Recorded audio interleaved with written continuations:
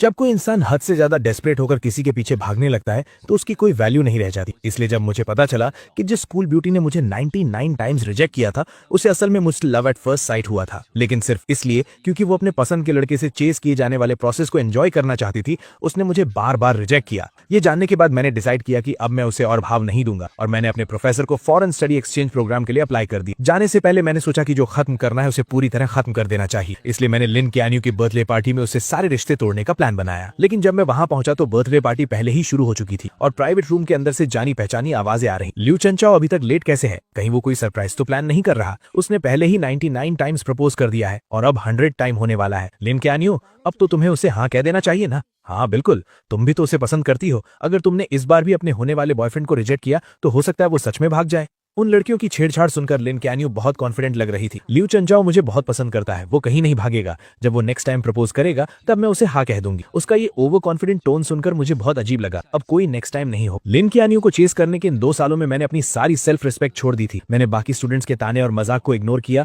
और हर रोज उसे खुश करने के लिए नए नए तरीके आजमाए, लेकिन मेरे सच्चे प्यार का कभी कोई जवाब नहीं मिला। मैंने कई बार गिव अप करने का भी सोचा और न जाने कितनी रातें अकेले रोते हुए गुजारी, लेकिन अगले दिन मैं फिर से हिम्मत जुटाकर उसके पीछे लग जाता था। यहाँ तक कि उसके करीब रहने के लिए मैंने उस फॉरेन एक्सचेंज स्टूडेंट प्रोग्राम को भी लगभग छोड़ ही गया था, जिसे पाना बहुत मुश्किल था। जब तक कि उस दिन मैंने गलती से लिन क्यान्यू का फोन नहीं देख लिया। तब मुझे पता चला कि लिन क्यान्यू को भी मुझसे लव एट फर्स्ट साइट हुआ था। उसने मेरा contact name dear husband save किया हुआ था और उसकी गैलरी में मेरी हजारों फोटोज थी। लेकिन ये जानने के बाद कि वो भी मुझे पसंद करती है, मुझे बिल्कुल भी खुशी नहीं हुई, बल्कि मुझे बहुत गुस्सा आया और सब कुछ एक मजाक लगने लगा। मैं थक चुका हूँ, मैंने हार मान ली है। अब मैं बस जाना चाहता हूँ और लिन क्यान्यू की दुनिया से हमेशा के लिए गायब होना चाहता हूँ। जैसे ही मैंने दरवाजा खोला, रूम के अंदर की बातें अचानक रुक गईं। सबने बड़ी चालाकी से मुंह घुमा लिया और दूसरी बातें करने लगे, जैसे उन्होंने मुझे देखा ही ना हो। लिन क्यान्यू ने भी अपनी ड्रिंक उठाई और गेम में शामिल हो गई। उसने एकदम कोल्ड सा फेस बना रखा था और मेरी तरफ देखा तक नहीं। मैंने उसकी तरफ देखा और मुझे मानना पड़ा कि उसकी एक्टिंग सच में कमाल की थी। पूरे रूम के लोगों के मुझे इग्नोर करने पर भी मुझे बिल्कुल बुरा नहीं लगा।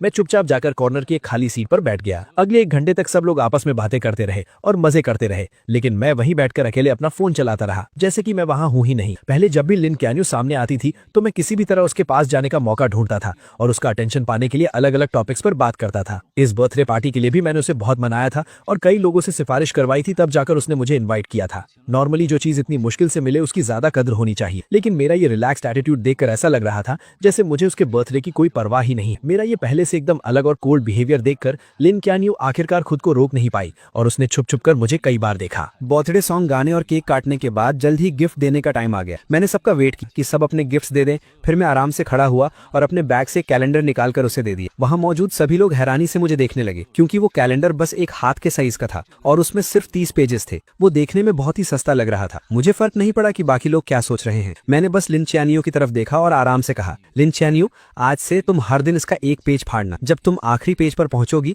तो तुम्हारे लिए एक सरप्राइज होगा और वही मेरा तुम्हारे लिए लेट बर्थडे गिफ्ट है। ये सुनते ही उसके कुछ रूममेट जोर जोर से हंसने लगे। 100 टाइम प्रपोज करने का प्लान है क्या? तुम में सच में बहुत हिम्मत है। 2 साल हो गए और तुम अभी भी लगे हुए हो। तुम सच में क्यान्यू को बहुत पसंद करते हो ना? उनकी इन बातों को सुनकर लिन क्यान्यू ने भी यही सोचा कि ये 100th प्रपोजल का काउंटडाउन कैलेंडर है। उसके होंठों पर हल्की सी स्माइल आई, लेकिन उसने तुरंत उसे छुपा लिया और फिर से अपना कोल्ड फेस बना लिया। मैंने बस ये कहा था कि जब तुम 100 टाइम्स प्रपोज कर लोगे तब मैं इसके बारे में सोचूंगी। मैंने ये नहीं कहा था कि मैं पक्का हाँ कह दूंगी। मुझे पता था कि वो सब गलत समझ रहे थे। आखिरी पेज फाड़ने वाला दिन मेरे प्रपोज करने का दिन नहीं था, बल्कि वो दिन था जब मैं उसकी दुनिया से पूरी तरह गायब होने वाला था। मैंने कुछ एक्सप्लेन नहीं किया, बस हल्का सा हंसा और बोला, लिन क्यान्यू, मैं इतने टाइम से तुम्हारे पीछे हूँ लेकिन तुम्हें इंप्रेस नहीं कर पाया। मैं सच में जानना चाहता हूँ कि आखिर तुम्हारा आइडियल टाइप कैसा है। मेरे ये पूछते ही पूरा रूम शांत हो गया और सब उसकी तरफ एक अजीब सी नजरों से देखने लगे। लिन क्यान्यू ने मेरी तरफ घूर कर देखा, कुछ सेकंड्स तक चुप रही और फिर धीरे से बोली, मेरा आइडियल टाइप। उसने अभी बात शुरू ही की थी कि बंद दरवाजा अचानक खुला और सबका अटेंशन उस तरफ चला गया। सबकी नजरों के सामने जू यानशु एक बहुत ही ब्यूटीफुली पैक्ड बॉक्स लेकर अंदर आई। लिन क्यान्यू के चेहरे पर एक प्यारी सी स्माइल आ गई। Happy birthday क्यान्यू। लिन क्यान्यू की नजरें इस विश के साथ जू यानशु पर टिक गई। उसने अपनी उंगलियों से धीरे से टेबल को नॉक किया और अपनी अधूरी बात पूरी करते हुए बोली, मेरा आइडियल टाइप बेशक एक चेयरफुल और क्लीन लुक वाला हैंडसम गाय है। दरवाजे से अंदर आते ही ऐसी बातें सुनकर जू यानशु के चेहरे पर खुशी आ गई। वो जल्दी से उसके पास गई, अपना केयरफुली प्रिपेयर्ड गिफ्ट उसे दिया और उसे वहीं पर ओपन करने की जिद करने लगी। पल भर में ही सबका ध्यान भटक गया और किसी ने उस टॉपिक पर पर आगे बात नहीं की। उन दोनों को लोगों से घिरा हुआ देखकर मैंने कोई उदासी नहीं दिखाई, बल्कि मैं बहुत ही कामली वापस अपनी जगह पर जाकर बैठ गया। पूरी रात लिन च्यानियो जहां भी गई, जू यानशु हमेशा उसके साथ रही। वो दोनों हंस बोल रहे थे, एक दूसरे की ड्रिंक्स शेयर कर रहे थे और एक ही केक का पीस खा रहे थे। मैं चुपचाप उनकी ये क्लोजनेस देखता रहा और मेरे दिमाग में कई पुरानी यादें ताज़ा हो गई। हालांकि लिन च्यानियो किंगडा की स्कूल ब्यूटी है और उसके बहुत चाहने वाले हैं, लेकिन वो हमेशा लड़कों से दूर ही रहती है। उसका इकलौता एक्सेप्शन जू यानशु है, जिसके साथ वो बचपन से बड़ी हुई है। वो उसके बिखरे बालों को सेट करती है, क्लासेस में उसके साथ बैठती है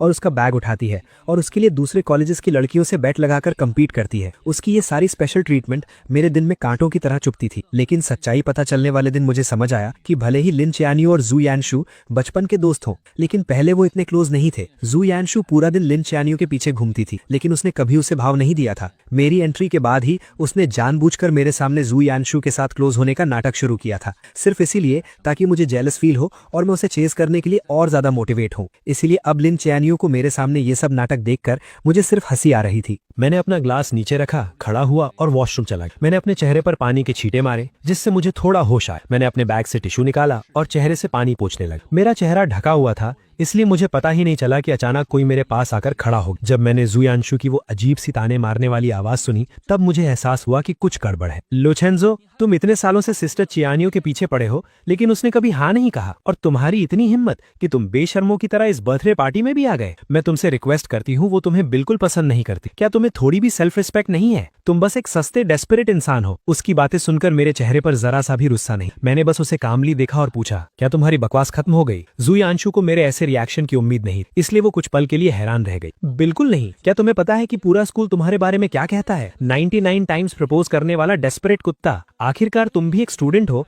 क्या तुम्हें अपनी इज्जत की कोई परवाह नहीं है? कोई भी देखकर बता सकता है कि सिस्टर चियानियो मुझे पसंद करती है। तुम अपनी ये अंधी आंखें खोलकर क्यों नहीं देखते? उसका ये बदतमीजी भरा रवैया देखकर भी मुझे कोई फर्क नहीं पड़ा। मैंने बस अपनी नजरें उससे हटाकर उसके पीछे की तरफ कर ली और कहा, इससे पहले कि तुम और गालियां दो, अपने पीछे देख लो। मेरी नजर का पीछा करते हुए जू यानशु अजीब सा मुंह बनाकर पीछे मुड़ी और सामने दरवाजे के बाहर लिन चियानियो खड़ी थी। ऐसा लग रहा था कि वो काफी देर से वहां खड़ी थी और शायद उसने अभी अभी जो कुछ हुआ वो सब देख लिया था। ये सोचते ही जू यानशु अचानक घबरा गई। उसके चेहरे पर तुरंत वो बेचारी और मासूम सी एक्टिंग वापस आ गई और उसका सारा एटीट्यूड गायब हो गया। वो जल्दी से उसके पास गई, उसका हाथ पकड़ा और घबराते हुए एक्सप्लेन करने लगी, सिस्टर चियानियो, आपने जो देखा वैसा कुछ नहीं है। ये लूचेंजू था, पहले इसी ने मुझे परेशान किया, लेकिन लिन चियानियो को जैसे कोई फर्क नहीं पड़ा। उसने अपनी आंखों से जू यानशु को मुझे बेइज्जत करते देखा था, फिर भी उसने ऐसे बिहेव किया जैसे उसने कुछ देखा ही ना हो। उसने मेरी तरफ एक नजर देखा, फिर अपनी जैकेट उतारकर जू यानशु को पहना दी। बाहर बहुत हवा है, तुमने इतने कम कपड़े पहने हैं, कहीं तुम्हें ठंड न लग जाए। ये कहते हुए उसने उसका हाथ पकड़ा और वापस प्राइवेट रूम की तरफ मुड़ गए। जू यानशु ने भी इस रिएक्शन की उम्मीद नहीं की। ये देखकर कि लिन चियानियो को मेरे बेइज्जत होने से कोई फर्क नहीं पड़ा, जू यानशु का कॉन्फिडेंस और बढ़ गया। उसने बहुत प्राउडली पीछे मुड़कर मेरी तरफ देखा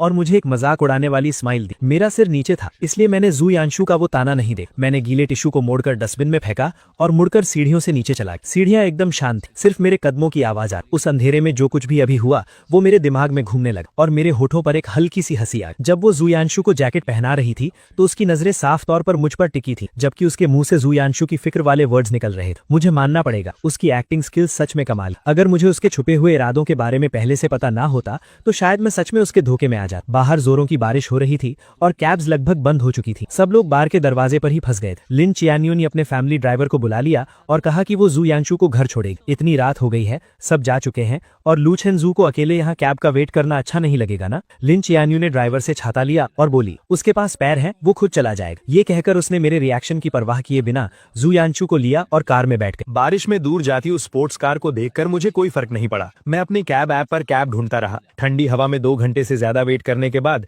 जब बारिश थोड़ी रुकी तब आखिरकार एक ड्राइवर ने मेरी राइड एक्सेप्ट की। जब मैं घर पहुंचा तो रात के 2 बज चुके थे। मैं अपने दरवाजे पर गया, पासवर्ड डाला और जैसे ही दरवाजा खुला सामने वाला दरवाजा भी खुला। आगे से जल्दी आया करो, तुम्हारे दरवाजा खोलने की आवाज बहुत तेज है, मेरी नींद खराब होती है। मैंने देखा कि उसने अभी तक अपने कपड़े भी चेंज नहीं किए थे। मुझे सब समझ आ गया और मैं मनी मन हंसा। मैंने बस यूं ही बोला और सीधा मुड़कर अपने रूम में चला गया। मैंने लाइट्स ऑन की और दरवाजा बंद कर लिया। जब मैंने जूते चेंज कर लिए तब बाहर से दरवाजा जोर से बंद होने की आवाज आई। मैंने उस पर ध्यान नहीं दिया, अपने कपड़े उतारे, एसी ऑन किया और ब्लैंकेट ओढ़कर सोफा पर लेट गया। ये अपार्टमेंट मैंने 6 महीने पहले स्पेशली तब खरीदा था जब मुझे किसी से पता चला कि लिन चियानियो अपने हॉस्टल से बाहर शिफ्ट हो गई है। उसे चेस करने के लिए मैं भी यहाँ मूव हो गया और उसका नेबर बन गया। सुबह ब्रेकफास्ट देना, रात को गुड नाइट बोलना, हर रोज उससे मिलने के नए नए बहाने ढूंढना, ये सब मैं सिर्फ उसे इम्प्रेस करने के लिए करता था, लेकिन मैं उसकी कितनी भी परवाह कर लूं, वो हमेशा मुझे इग्नोर ही करती थी। लेकिन जब मुझे उसके सीक्रेट के बारे में पता चला, तब मुझे समझ आया कि वो हमेशा बस इग्नोर करने का नाटक कर रही थी। जैसे आज रात वो बहुत पहले घर आ चुकी थी, उसने अपने कपड़े तक चेंज नहीं किए थे क्योंकि वो मेरी सेफ्टी को लेकर परेशान थी, इसलिए वो सोई नहीं। लेकिन मुझे देखते ही वो जानबूझकर उल्टी सीधी बातें करने लगी। मैं उसके इस मुंह पर कुछ और दिल में कुछ वाले नाटक से थक चुका था और अब मैं उसके इस नाटक का हिस्सा नहीं बनना चाहता था। मैंने अपना फोन निकाला, रियल एस्टेट ऐप ओपन किया और इस अपार्टमेंट की सेल लिस्टिंग डाल दी। क्योंकि मैंने जाने का फैसला कर लिया था, तो अब सब कुछ पूरी तरह से खत्म करना ही सही था। अगली सुबह एजेंट घर चेक करने आई। मैं नींद में उठा, दरवाजा खोला और उसे घर की सारी डिटेल्स बता दी। सब देखने के बाद मैं उसे बाहर छोड़ने ही वाला था कि सामने वाला दरवाजा खुल गया। लिन चियान्यू कार की कीज लेकर बाहर जा रही थी। मेरे साथ एक अनजान औरत को देखकर उसकी भौएं अचानक सिकुड़ गईं। ये कौन है? ये मेरी कजन सिस्टर है, कुछ सामान देने आई थी। मैंने बिना किसी झिझक के झूठ बोल दिया। मेरे पास खड़ी एजेंट हैरानी से मुझे देखने लगी, लेकिन वो बहुत प्रोफेशनल थी, इसलिए उसने मेरा झूठ पकड़ा नहीं और एक बहाना बनाकर वहां से चली गई। मैं वापस रूम में गया, कपड़े चेंज किए और स्कूल जाने का प्लान बनाया। लेकिन जैसे ही मैं मुड़ा, एलिवेटर के सामने कोई खड़ा था और रास्ता रोक रखा था। मैंने सिर उठाकर देखा तो वो लिन चियान्यू थी। मुझे थोड़ा अजीब लगा, क्या वो अभी बाहर नहीं जा रही थी? वो अभी तक गई क्यों नहीं? लिन चियान्यू ने मेरी आंखों में वो कंफ्यूजन देखा और थोड़ी ऑकवर्ड होते हुए बोली, आज मैं तुम्हें स्कूल ड्रॉप कर दूंगी। मुझे समझ नहीं आ रहा था कि आज वो एक अलग इंसान की तरह बिहेव क्यों कर रही है, तो मैंने सिर हिलाकर मना कर दिया। लेकिन वो किसी बीमार इंसान की तरह मुझे ड्रॉप करने की जिद करने लगी। उसने बहुत से बहाने बनाए, लेट होने से लेकर रास्ते में पढ़ने तक। जब लगा कि वो एनवायरनमेंट सेव करने वाला बहाना भी देने ही वाली है, तो मैं उससे बहस नहीं कर पाया। मैं और टाइम वेस्ट नहीं करना चाहता था, इसलिए मैं मान गया। पूरे रास्ते हम दोनों ने एक शब्द भी नहीं बोला। कार के अंदर एकदम सन्नाटा था। उसे मेरी बकबक सुनने की आदत थी। अब मुझे इतना शांत देखकर लिन चियान्यू को बहुत अजीब लग रहा था और उसके मन में एक हैरानी सी थी। ऐसा लग रहा था कि ये उसका वहम नहीं है। मैं इन कुछ दिनों में सच में बदल गया हूँ और ये बदलाव उसे अंदर ही अंदर घबरा रहा था। जब हम स्कूल पहुंचे, मैंने अपनी सीट बेल्ट खोली, बस थैंक यू कहा और पहले ही बाहर निकल गया। मैं तेजी से स्कूल गेट के अंदर गया और मैंने नोटिस किया कि वहां से गुजरने वाला हर इंसान मुझे एक बहुत अजीब नजर से घूर रहा है। यही लू चेंजू है। हाँ, वही जो ट्रेंडिंग टॉपिक में है। कितनी शर्म की बात है। ये अजीब बातें सुनकर मैंने जल्दी से अपना फोन चेक किया और मुझे मेरे कुछ फ्रेंड्स के भेजे हुए लिंक्स दिखे। मैंने लिंक ओपन किया और देखा कि किसी ने लिन चियान्यू को चेस करने की मेरी पूरी कहानी गॉसिप पेज पर डाल दी थी और वो ट्रेंड कर रही थी। उस चिंग द डेस्परेट डॉग वाले टाइटल को देखकर मैं एकदम हैरान रह गया। उस टाइटल के अंदर सबसे पॉपुलर पोस्ट वही थी जिसमें मेरे लिन चियान्यू को चेस करने के सारे किस्से डिटेल में लिखे थे। हर एक छोटी चीज लिखी हुई थी, यहाँ तक कि मेरे लव लेटर्स का कॉन्टेंट भी पब्लिक कर दिया गया था। दूर से मैंने देखा कि स्कूल नोटिस बोर्ड के सामने बहुत सारे लोग जमा। उस बोर्ड पर मेरे लिखे हुए लव लेटर्स चिपकाए गए और वो भीड़ उन पर हंसते हुए मजाक उड़ा रही। अरे बाप रे, तुम्हारी आंखों में डूब जाना कितना क्रिंजी है। 99 लव लेटर्स। ये लव स्ट्रक लोग कितने डरावने होते हैं। क्या ये चिंगदा का नंबर 1 जीनियस नहीं है? ये इतना डेस्परेट कैसे हो सकता है? ये बेइज्जती भरे ताने सुनकर मेरा दिल बैठ। मैं सीधा भीड़ के बीच घुसा और एक एक करके सारे लेटर्स फाड़ने लगा। जब मैं आखिरी लेटर फाड़ रहा था, तभी मेरे कानों में जू यानशु की तीखी और कड़वी आवाज, सिस्टर ख्यान्यू, लू चेंजू ने आपको इतनी बार प्रपोज किया है, आपको उसके लिए कितनी फीलिंग्स है? लिन ख्यान्यू की आवाज हमेशा की तरह एकदम ठंडी थी। उसने सिर्फ एक शब्द, जीरो। दोनों मेन कैरेक्टर्स को मौके पर देखकर और मुझे सरेआम इस तरह बेइज्जत होते हुए देखकर भीड़ की हंसी और भी तेज और बेकाबू हो गई। कुछ तमाशा देखने वालों ने जानबूझकर मुझे ताना मारते हुए पूछा, लू चेंजू, तुमने 99 टाइम्स प्रपोज किया और बदले में तुम्हें 0 मिला, क्या तुम्हें और मेहनत नहीं करनी चाहिए? तुम्हारा नेक्स्ट प्रपोजल कब होने वाला है? हम सब भी देखने आएंगे और तुम्हें कुछ टिप्स भी देंगे, कैसा रहेगा? मैंने अपने हाथों में उन फटे हुए लव लेटर्स को कसकर पकड़ ली, इतनी जोर से कि मेरी उंगलियां सफेद पड़ गई। कुछ बातें मेरे होठों तक आईं और मैं कुछ बोलने ही वाला था, लेकिन चारों तरफ से मुझे घूरती उन नजरों को देखकर मैंने खुद को रोक लिया। मैंने अपने हाथों में उन लेटर्स को हवा में ऊंचा उठाया जैसे कोई बैटल फ्लैग लहरा रहा हो और जोर से अनाउंस, ठीक है, 100वां प्रपोजल स्कूल के सेंट्रल स्क्वायर में 3 दिसंबर की सुबह 9 बजे। पूरे स्कूल के स्टूडेंट्स अपने दोस्तों के साथ इसे देखने के लिए इन्वाइटेड है। ये कहने के बाद मैंने परवाह नहीं की कि वहां खड़े लोग क्या रिएक्शन दे रहे हैं। मैं अपना सिर ऊंचा करके पूरे कॉन्फिडेंस के साथ वहां से चला गया। उस सुबह मैं अपनी क्लासेस में नहीं गया। मैं वापस घर आ गया और मैंने अपने पास रखे उन सभी लव लेटर्स को एक एक करके फाड़ा, उन्हें जलाकर राख कर दिया और फिर फ्लश कर दिया। वीकेंड पर एक क्लब जो काफी टाइम से इनएक्टिव था, उसने अचानक मीटअप का मैसेज भेजा। मुझे वैसे भी अपनी क्लब रेजिग्नेशन एप्लीकेशन देनी थी, तो मैं वहां चला गया। लेकिन जैसे ही मैंने दरवाजा खोला, मैंने देखा कि लिन चियान्यू, जो कभी इन इवेंट्स में नहीं आती थी, वो भी आज हैरानी से वहां मौजूद। मैंने उसे इग्नोर किया और सीधा कॉर्नर में जाकर बैठ गया। मुझे देखते ही जू यानशु के कुछ दोस्तों ने नाटक शुरू कर, चियान्यू यहाँ आने के लिए कैसे मान गई? बेशक इसीलिए क्योंकि यानशु यांशु को पार्टी करना पसंद है। सब जानते हैं कि हमारी स्कूल ब्यूटी सिर्फ यांशु की बात मानती। मुझे उनके इन सस्ते नाटकों में कोई इंटरेस्ट नहीं, इसलिए मैंने बस कुछ ऑरेंजेस लिए और उन्हें छीलकर खाने। जब सब लोग जमा हो गए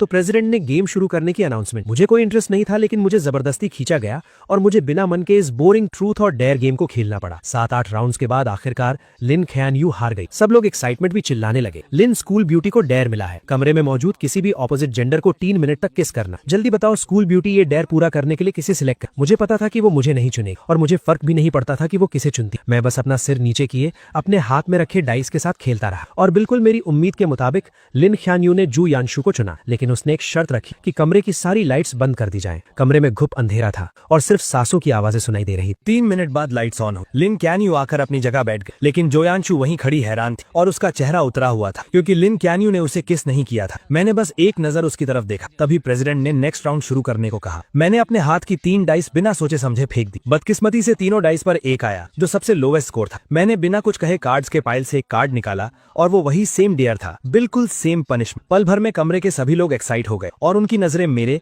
लिन कैन यू और जोयांशु के बीच घूमने लगी। मैंने ऐसे प्रिटेंड किया जैसे मैं कुछ देख ही नहीं रहा। मैंने गेम का पॉइंटर घुमा दिया और वो मेरे सामने बैठी एक जूनियर गर्ल पर जाकर रुका। सबको लगा कि मैं पीछे हटने वाला हूँ। मैंने उस जूनियर से कहा, सॉरी, तुम्हें थोड़ी परेशानी होगी। वो जूनियर एकदम कंफ्यूज थी और बस खड़ी होने ही वाली थी कि अचानक लिन कैन यू झटके से खड़ी हुई और उसने अपनी चेयर को लात मारकर गिरा दी। जब किसी को समझ नहीं आ रहा था कि क्या हुआ, उसने ठंडे स्वर में बात काटते हुए कहा, बहुत देर से खेल रहे हैं, मैं थक गई हूँ, अब ब्रेक का टाइम है ना। उसके रूममेट्स भी हाँ में हाँ मिलाने लगे तो प्रेसिडेंट को मजबूरन पनिशमेंट को होल्ड पर रखना पड़ा। ब्रेक के दौरान कुछ लड़कियों ने कहा कि उन्हें भूख लगी। रूममेट्स तुरंत कमरे के लड़कों को नीचे खाने पीने का सामान लाने के लिए ले गए और उन्हें गए हुए 20 मिनट हो गए। उन्हें वापस आता ना देख प्रेसिडेंट और वेट नहीं करना चाहता था, इसलिए उसने गेम कंटिन्यू करने की अनाउंसमेंट की। मैंने अपना फोन नीचे रखा और चारों तरफ देखा। तब मुझे पता चला कि वो जूनियर वहाँ नहीं थी। सच कहूँ तो लिन कैन यू को छोड़कर वहाँ कोई भी लड़की नहीं थी। मुझे गेस करने की जरूरत नहीं थी। मुझे पता था कि ये लिन कैन यू ने जानबूझकर किया है, लेकिन मैं उसके प्लान को सक्सेसफुल नहीं होने देना चाहता था। इसलिए मैंने अपने सामने रखा 500 ml का ग्लास उठाया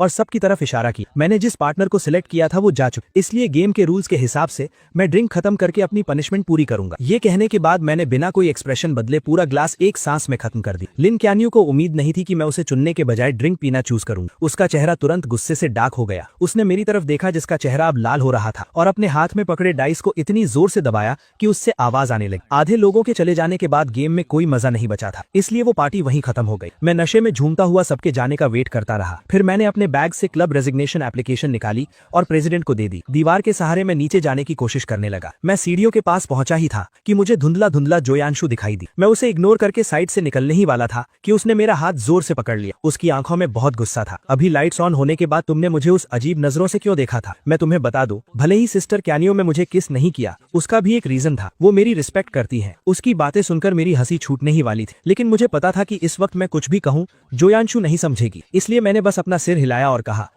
तुम बिल्कुल सही कह रही हो। ये कहकर मैंने उसका हाथ छुड़ाया और जाने लगा, लेकिन जोयांशु ने मुझे और जोर से पकड़ लिया और लगातार मुझे गालियां देने लगी। हम दोनों के बीच धक्का मुक्की होने लगी। मेरे पैर वैसे ही लड़खड़ा रहे थे और उसके खींचने की वजह से मेरा बैलेंस बिगड़ गया। मैं सीधा पीछे की तरफ गिरा और उन ऊंची सीढ़ियों से नीचे लुढ़कता चला गया। जोयांशु भी घबरा गई और उसका बैलेंस बिगड़ गया, जिससे वो भी मेरे साथ सीढ़ियों से नीचे गिर गई। ऊपर से गिरने की आवाज सुनकर जो स्टूडेंट्स अभी ज्यादा दूर नहीं गए थे वो तुरंत मुड़े और वापस भागे। हम दोनों को इतनी बुरी तरह घायल देखकर सब घबरा गए। आखिर में लिन कैनियो ने किसी को कांटेक्ट किया और हमें अपने फैमिली हॉस्पिटल भेज दिया। चेकअप के बाद डॉक्टर ने बताया कि मेरी हड्डी क्रैक हो गई है और अगर टाइम पर सर्जरी नहीं हुई तो मैं हमेशा के लिए डिसेबल्ड हो सकता हूँ।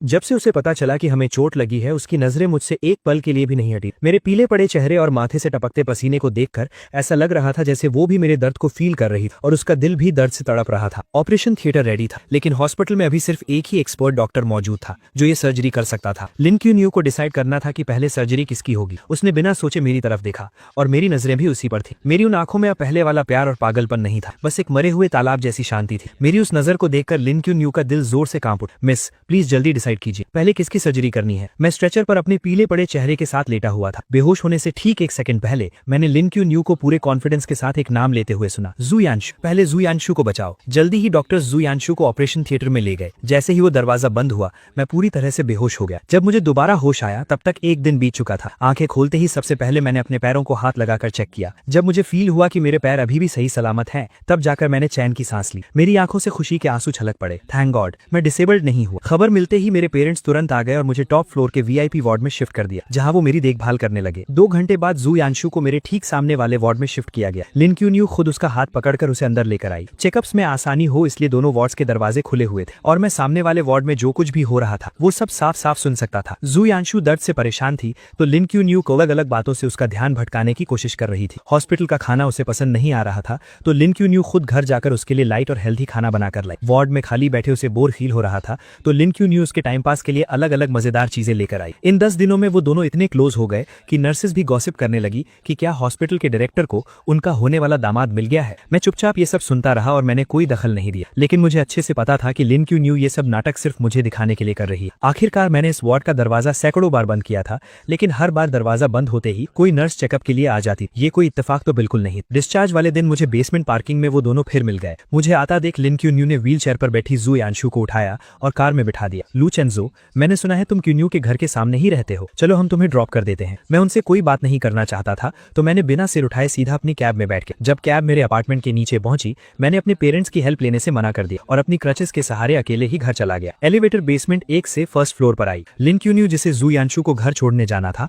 वो अचानक एलिवेटर के अंदर आ गई। हम दोनों ने एक दूसरे को देखा लेकिन किसी ने कुछ नहीं कहा। एलिवेटर 17th फ्लोर पर रुकी। लिन क्यून्यू दरवाजे के पास खड़ी थी और बाहर नहीं जा रही, इसलिए मुझे अपनी क्रचेस के सहारे थोड़ा घूमकर पहले बाहर निकलना पड़ा। मैं धीरे चल रहा था लेकिन मेरे पीछे आ रही लिन क्यून्यू मुझसे भी धीरे चल रही। मैं फील कर सकता था कि उसकी नजरें मुझ पर ही टिकी थी। जब मैं दरवाजे पर पहुंचा मैंने पासवर्ड डालना चाहा लेकिन अचानक मेरी क्रच जमीन पर गिर गई। मुझे दीवार के सहारे धीरे धीरे नीचे झुकना पड़ा। जैसे ही मैंने अपनी क्रच पकड़ी अचानक मेरे सामने एक परछाई सी आई। लिन क्यानयू भी नीचे बैठ गई थी, शायद मेरी क्रच उठाने के लिए, लेकिन जैसे ही उसकी नजर मुझसे मिली उसने अपना हाथ पीछे खींच लिया और अपने खुले हुए शूलेस बांधने का नाटक करने लगी। मेरे चेहरे पर एक मजाक उड़ाने वाली स्माइल आ गई। मैंने अपनी क्रच उठाई, धीरे धीरे खड़ा हुआ और रूम के अंदर चला गया। घर पर लंबे समय तक रेस्ट करने के बाद फाइनल एग्जाम्स का टाइम आ गया। हालांकि मुझे जल्द ही विदेश जाना था लेकिन अब मैं थोड़ा चल सकता था, इसलिए मैंने एग्जाम पोस्टपोन करने की एप्लीकेशन नहीं दी और एग्जाम देने चला गया। लेक्चर हॉल में बहुत सीढ़ियां थी और मेरे पैरों की चोट अभी पूरी तरह ठीक नहीं हुई थी, इसलिए मैं बीच में फर्स्ट रो में बैठ गया। थोड़ी देर में लिन क्यानयू जू यांशु को सहारा देकर अंदर लाई। मुझे देखते ही जू यांशु ने तुरंत नाटक शुरू कर दिया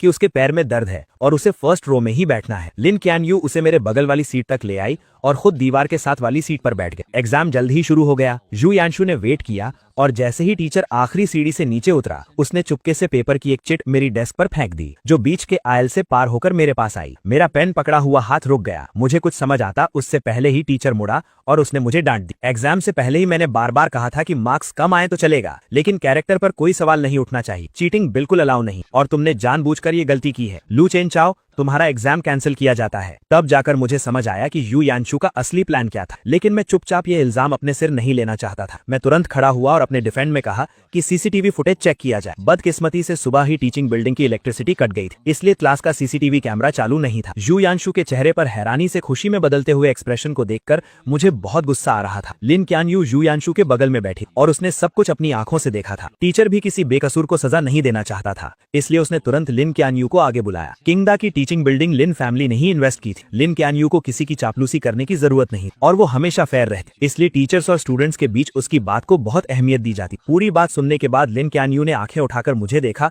और फिर बहुत ही कामनेस के साथ बोली, जिसने चीटिंग की वो यू यांशु नहीं है। उसके ये कहते ही मेरे ऊपर लगा इल्जाम पक्का हो। लू चेनचाओ, अब तुम्हारे पास क्या बहाना है? तुमने चीटिंग की, उसे एक्सेप्ट भी नहीं कर रहे और उल्टे अपनी क्लासमेट पर इल्जाम लगा रहे हो। तुम सच में सुधरने वाले नहीं। तुम्हारे पिछले मार्क्स भी कहीं चीटिंग से तो नहीं आए थे? कुछ भी हो जाए इस बार मैं इसे पूरे स्कूल में अनाउंस करके तुम्हें पनिश करूंगा। मैं अपनी जगह पर ही खड़ा रह गया। मुझे ऐसा लगा जैसे मैं किसी बर्फ की खाई में गिर गया। मुझे लगा था कि सही और गलत के बीच फैसले के वक्त लिन क्यानयू हमेशा अपने प्रिंसिपल्स को फॉलो करेगी, इसलिए मैंने उसका नाम लिया। लेकिन मुझे बिल्कुल उम्मीद नहीं थी कि सब कुछ अपनी आंखों से देखने के बावजूद वो यू यांशु को बचाने के लिए झूठ बोलेगी। अब मैं कितनी भी सफाई दे दूं सब बेकार था। मैंने लिन क्यानयू को गहरी नजरों से देखा और बिना एक शब्द कहे वहां से चला गया। मेरी उन लाल आंखों को देखकर लिन क्यानयू अचानक घबरा गई। वो बिना सोचे मेरे पीछे आई और मेरा रास्ता रोक। लू चेनचाओ, मुझे पता है इस मामले में गलती यांशु की थी, लेकिन वो बहुत सेंसिटिव है। मैं नहीं चाहती कि लोग उसके बारे में बातें बनाएं। उसने मुझे एक बार भी सॉरी नहीं कहा, बस यू यांशु को डिफेंड करने में लगी हुई थी। मुझे तो शक होने लगा था कि उस दिन जो फोटोज मैंने देखी थी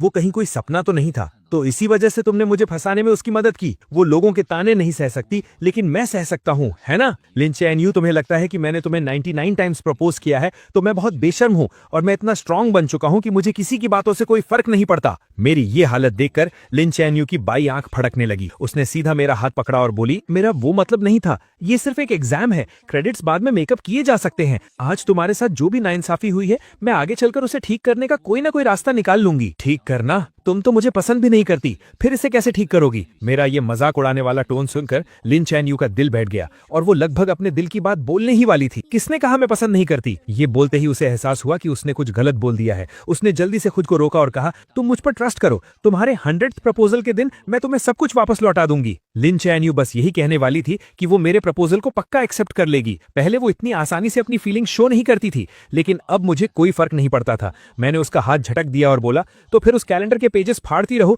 और आखिरी दिन का वेट करो। मुझे अपना हाथ पीछे खींचते देख लिन चैन यू भी हैरान रह गई और आखिरकार उसकी आवाज थोड़ी सॉफ्ट हो गई। ठीक है, सिर्फ 3 दिन बचे हैं, मैं तुम्हें जरूर एक सेटिस्फैक्टरी जवाब दूंगी। मेरे जाने से 3 दिन पहले वो अपार्टमेंट जो मैंने सेल के लिए डाला था वो बिक गया। एजेंट कॉन्ट्रैक्ट लेकर आई और मैंने तुरंत साइन कर दिया। मैं 3 दिन बाद शिफ्ट हो जाऊंगा। इन कुछ दिनों में मैं घर का सारा सामान साफ कर दूंगा और नया ओनर तब यहाँ आ सकेगा। एजेंट ने डेट्स नोट की और मैं उसे एलिवेटर तक छोड़ने गया। दरवाजा खुलते ही लिन चैन यू 2 बैग्स लिए बाहर आई। उसने कुछ देर तक एजेंट को घूर कर देखा और फिर बहुत पोलाइटली कहा, गुड मॉर्निंग। एजेंट ने भी हैरानी में रिप्लाई किया, गुड मॉर्निंग। एलिवेटर के नीचे जाने के बाद मैं मुड़कर अपने रूम में जाने ही वाला था कि अचानक लिन चैन यू ने मुझे रोक लिया और अपने हाथ में पकड़ा एक बैग मेरी तरफ बढ़ा दिया। मैं बस वहां से गुजर रही थी। मैंने ये थोड़ा ज्यादा ले लिया है और मैं इसे खत्म नहीं कर पाऊंगी। क्या तुम थोड़ा ट्राई करना चाहोगे? मैंने उस बैग की तरफ एक नजर डाली। वो मेरे फेवरेट ड्राई फ्रूट्स थे। ये शॉप ईस्ट साइड में थी, जहां आने जाने में 2 घंटे लगते थे और वहां 1 घंटे की लाइन में लगना पड़ता था। वो स्पेशली मेरे फेवरेट स्नैक्स खरीदने गई थी और फिर उसे मुझे देने का बहाना ढूंढ लाई। मैंने बिना कुछ कहे वो बैग ले लिया,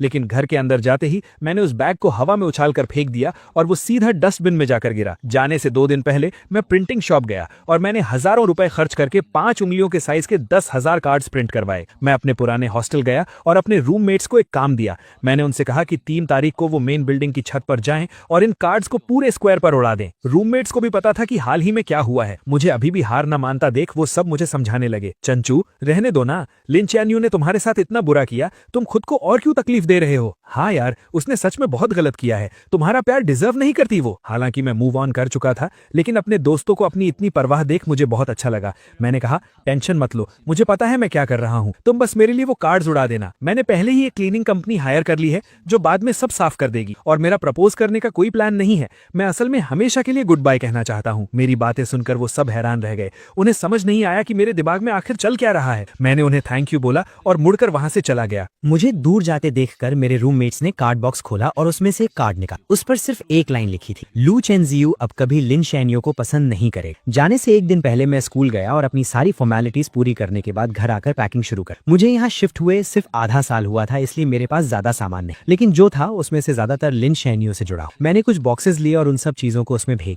वो स्कार्फ जिससे बुनने में मुझे आधा महीना लगा था, मैंने उसे उधेड़ कर सिर्फ एक धागे का गोला बना। वो सिरामिक वेस्ट जो उसने चैरिटी में दिया था और मैंने उसे बहुत मुश्किल से ऑक्शन में खरीदा। मैंने उसे तोड़कर टुकड़े टुकड़े कर दिए। जो लव लेटर्स मैंने रातों को जागकर उसके लिए लिखे थे, मैंने वो सब पेपर श्रेडर बॉक्स डस्टबिन में। उन सारी चीजों के जाते ही मेरा और लिन शैनियो का सारा पास्ट खत्म। आखिर में घर में सिर्फ 2 कपड़े बचे। ये वही शर्ट और लूज ब्लैक जीन्स थी जो उसने उस दिन पहनी थी जब हम पहली बार मिले। मैंने माचिस जलाई और उन्हें जलाकर राख कर दी। जब मैं खड़ा हुआ तो मैंने देखा कि लिन शैनियो कुछ ही दूरी पर खड़ी थी। मैंने बहुत कामली उससे कहा, बस कुछ फालतू का कचरा साफ कर, और मुड़कर अपस्टेयर्स चला। अगले दिन सुबह होते ही मैं सामने वाले दरवाजे की आवाजों से उठ गया। मैंने नींद में अपनी आंखें खोली और टाइम देखने के लिए अपना फोन उठाया। तभी मैंने नोटिफिकेशन बार में लगातार आते हुए ढेरों मैसेजेस देखे। मुझे समझने में थोड़ा टाइम लगा कि ये सारे मैसेजेस 20 से ज्यादा लोगों के ग्रुप से आ रहे हैं। 1 साल पहले लिन शैनियो की पसंद जानने के लिए मैं चुपके से इस ग्रुप में जुड़ा था। मैं उस ग्रुप से लीव होना भूल गया और लिन शैनियो को भी नहीं पता था कि मैं उस इतनी सुबह सुबह जो लोग बातें कर रहे थे वो लिन शैनियो की हॉस्टल फ्रेंड्स थी। जैनियो इतनी जल्दी उठ गई, कहीं ऐसा तो नहीं कि एक्साइटमेंट के मारे तुम रात भर सोई ही नहीं? ये भी कोई पूछने की बात। वो कल रात 11 बजे से ही तैयारी में लगी। क्या इस बार सच में तुम लू चेनजियू का प्रपोजल एक्सेप्ट करने वाली हो? यहाँ तक स्क्रॉल करने के बाद मेरे हाथ रुक गए। मैंने देखा कि नीचे लिन शैनियो ने एक लंबा सा मैसेज टाइप किया हुआ था। प्रपोजल एक्सेप्ट करने की बात नहीं है, हम दोनों एक दूसरे को पसंद करते हैं तो हमारा साथ आना तो वैसे भी तय। अब ये फालतू के सवाल मत, मुझे ये बताओ कि आज कौन सी ड्रेस ज्यादा अच्छी लगे, ये वाली या ये ये वाली। उसके भेजी गई दर्जनों ड्रेसेस की फोटोज देखकर ग्रुप में खलबली मच गई। हे भगवान, इतनी सारी तैयारियां! क्या ये हमारी वही कोल्ड स्कूल ब्यूटी है जो लड़कों से दूर रहती थी? उन सब के रिएक्शंस के बीच लिन शैनयू ने सिर्फ एक ही रिप्लाई की, मैं उसे बहुत पसंद करती और इस जिंदगी में मुझे उसके अलावा और कोई नहीं चाहिए। ये एक लाइन देखकर मेरी हंसी छूट गई और मेरे दिमाग में पुरानी बातें घूमने लगी। उसका ये मुझे पसंद है वाला मैसेज देखकर मुझे ओ हेनरी की कहानियों की तरह एक बहुत बड़ा मजाक महसूस हुआ। वो मुझे पसंद करती थी, इसलिए उसने 99 टाइम्स मेरा प्रपोजल रिजेक्ट और मुझे सबके सामने एक मजाक बनने। वो मुझे पसंद करती थी, इसलिए वो मुझे इग्नोर करती थी और जानबूझकर दूसरे लड़कों के क्लोज जाकर मुझे जेलस फील कराती। वो मुझे पसंद करती थी, इसलिए उसने सच को झूठ में बदलकर मुझ पर झूठे इल्जाम लगाए और मेरी सच्ची फीलिंग्स को पैरों तले रौंद दिया। अगर उसका प्यार ऐसा है तो मुझे ऐसा प्यार नहीं चाहिए। ग्रुप चैट में मैसेजेस अब और तेजी से आ रहे थे। हॉस्टल में रहने वाली कुछ लड़कियों ने वहां की कुछ फोटोज भेजी। अभी बस 7 बज रहे थे, लेकिन स्क्वायर में पहले से ही बहुत भीड़ जमा हो गई। सब मेरा 100th प्रपोजल देखने आए थे। जैन्यू जल्दी आओ, कहीं ऐसा ना हो कि प्रपोजल शुरू हो जाए और तुम जो मेन हीरोइन हो तुम्हें अंदर घुसने की जगह नहीं मिले। मैं ग्रुप से बाहर निकलने ही वाला था कि मैंने देखा लिन चियनयू ने मुझे एक मैसेज भेजा था, मैं निकलने वाली हूँ और तुम? मैं भी निकलने के लिए तैयार हूँ, बस फर्क इतना है कि मैं हमेशा के लिए निकलने वाला हूँ। मुझे अचानक ये देखने का बहुत मन हुआ कि ग्राउंड पर उन कार्ड्स को हवा में उड़ता देखकर लिन चियनयू का रिएक्शन क्या हो। जब उसे पता चलेगा कि मैं देश छोड़कर जा चुका हूँ तो उसे कैसा फील होगा। लेकिन अफसोस, मैं वो सब नहीं देख पाऊं। आज के बाद लिन चियनयू से मेरा कोई लेना देना नहीं है। मैंने आराम से अपनी पैकिंग खत्म की, मुड़कर उस खाली रूम को देखा और फिर अपना फोन निकालकर लिन चियनयू के सारे नंबर्स और अकाउंट्स ब्लॉक कर दिए। ये सब करने के बाद मुझे इतनी शांति मिली जो मैंने पहले कभी फील नहीं की थी। मैंने अपना सूटकेस उठाया, मुड़कर दरवाजे से बाहर निकला और अपनी एक नई और बेहतरीन जिंदगी की तरफ कदम बढ़ा। 9 बजने में अभी 5 मिनट बाकी। स्क्वायर में इतनी भीड़ थी कि पैर रखने की भी जगह नहीं। यहाँ तक कि सिक्योरिटी गार्ड्स को भी ऑर्डर मेंटेन करने के लिए आना पड़ा। नीचे इतने सारे लोगों की भीड़ को देखकर मेरे रूममेट्स हैरान रह गए और खुशी से बातें करने लगे। इतने सारे लोग, इसका मतलब है जो भी होने वाला है वो तुरंत पूरे स्कूल में फैल जाएगा। ये अच्छा ही है, वरना चैन झू के जाने के बाद भी लोग पीठ पीछे उसके बारे में बातें करते रहेंगे। वो आपस में बातें कर ही रहे थे कि टाइम हो गया। 8:59 हो गए हैं। चैन झू पहुंच चुका होगा। जल्दी करो, जो कार्ड्स फेंकने वाले हैं और जो फोटोज क्लिक करने वाले हैं सब रेडी हो जाओ। हमें चैन झू के फ्लाइट में बैठने से पहले उसे ये नजारा जरूर दिखाना है। उनकी बात खत्म होते ही 9 बजे का अलार्म बज उठा। 2 लड़के राइट और लेफ्ट साइड में अपनी पोजीशन पर खड़े हो गए और विंडो पर रखे उन कार्ड्स के ढेरों को हवा में उड़ा दी। पल भर में ही वो सफेद कार्ड 16th फ्लोर की छत से हवा में तैरते हुए नीचे गिरने लगे। स्क्वायर में खड़े किसी कमजोर नजर वाले स्टूडेंट ने चिल्लाकर कहा, देखो स्नो गिर रही है, और सबने अपना सिर ऊपर उठा लिया। जैसे ही वो कार्ड्स नीचे गिरने वाले थे, लोगों ने उन्हें पकड़ने के लिए छलांग लगाई, ये देखने के लिए कि आखिर उन पर क्या लिखा है। और स्क्वायर के बिल्कुल बीच में खड़ी लिन चियनयू भी अपना सिर उठाकर ऊपर देख रही थी। उसके साथ खड़ी लड़कियां भी इस नजारे को देखकर हैरान थी। वाओ, ये कितने सारे हैं, कम से कम 10,000 कार्ड्स होंगे। लू चेंजू ने सच में बहुत मेहनत की। अपनी सहेलियों की ये तारीफें सुनकर लिन चियनयू का दिल भी उम्मीदों से भर गया। उसने अपना हाथ ऊपर किया और एक कार्ड कैच कर ली। उसने चेहरे पर स्माइल के साथ उसे पलटा, लेकिन जैसे ही उसने उस पर लिखे वर्ड्स पढ़े,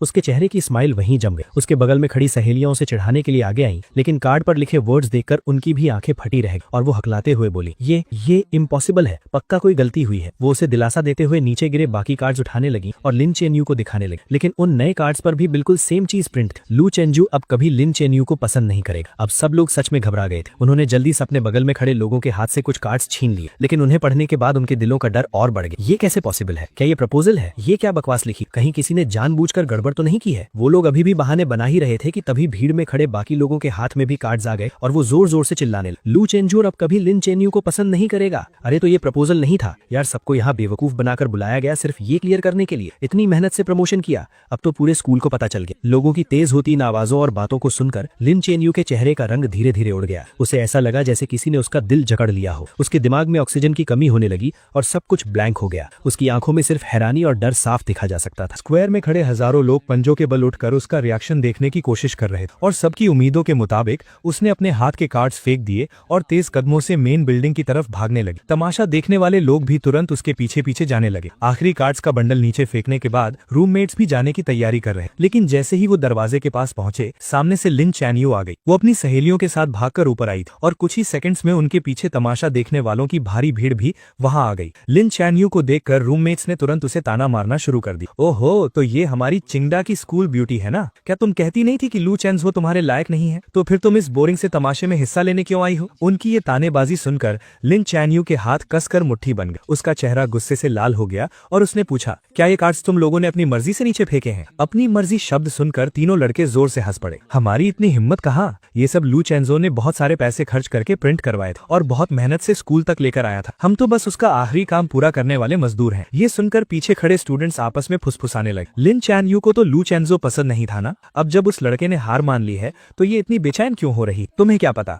नॉवेल्स की लैंग्वेज में इसे कहते हैं कि एक घमंडी लड़की का घमंड टूट गया है और अब वो अपने प्यार के पीछे भाग रही है। मुझे तो लगता है कि अगर वो अब रिग्रेट कर रही है तो वो इसी लायक है। जब उसने पहले 99 टाइम्स उसे इग्नोर किया तब वो क्या कर रही थी? लोगों की ये बातें लिन चैन यू के दिल में तीखे चाकुओं की तरह चुभ रही और उन्होंने उसके लंबे समय से चले आ रहे कॉन्फिडेंस को चकनाचूर कर दी। इन 2 सालों में उसे लगा था कि वो मुझे पूरी तरह समझती है और मेरे थॉट्स और एक्शंस को इजीली कंट्रोल कर सकती, और आखिर हुआ भी वैसा ही। मेरे पिछले 99 प्रपोजल्स बिल्कुल वैसे ही खत्म हुए थे जैसे उसने सोचा था। उसे लगा था कि 100th टाइम सब कुछ खत्म हो जाएगा और मेरे और उसके बीच एक परफेक्ट हैप्पी एंडिंग हो। लेकिन जब उसे लग रहा था कि वो पूरी तरह जीत चुकी है, मैंने पूरी दुनिया के सामने उसे सबसे बड़ा झटका दिया। अब वो पहले की तरह शांत और केयरलेस होने का नाटक नहीं कर पा रही। उसकी असलियत सबके सामने आ चुकी। लू चेंजो कहाँ है? प्रेसिडेंट सू ने उसके चेहरे को देखा। उनके होठों पर मजे लेने वाली एक स्माइल आई और उन्होंने हाथ उठाकर चिड़िया के उड़ने का इशारा की। प्रपोजल खत्म हो गया तो जाहिर सी बात है वो उड़ गया। लू चैन यू को लगा कि वो मजाक कर रहा है, लेकिन आखिरी 2 वर्ड सुनकर उसके दिल की धड़कन कुछ सेकंड्स के लिए रुक गई। उड़ गया का मतलब क्या है? अचानक उसके मन में एक बहुत बुरा ख्याल आया। उसने सामने खड़े लड़कों को धक्का दिया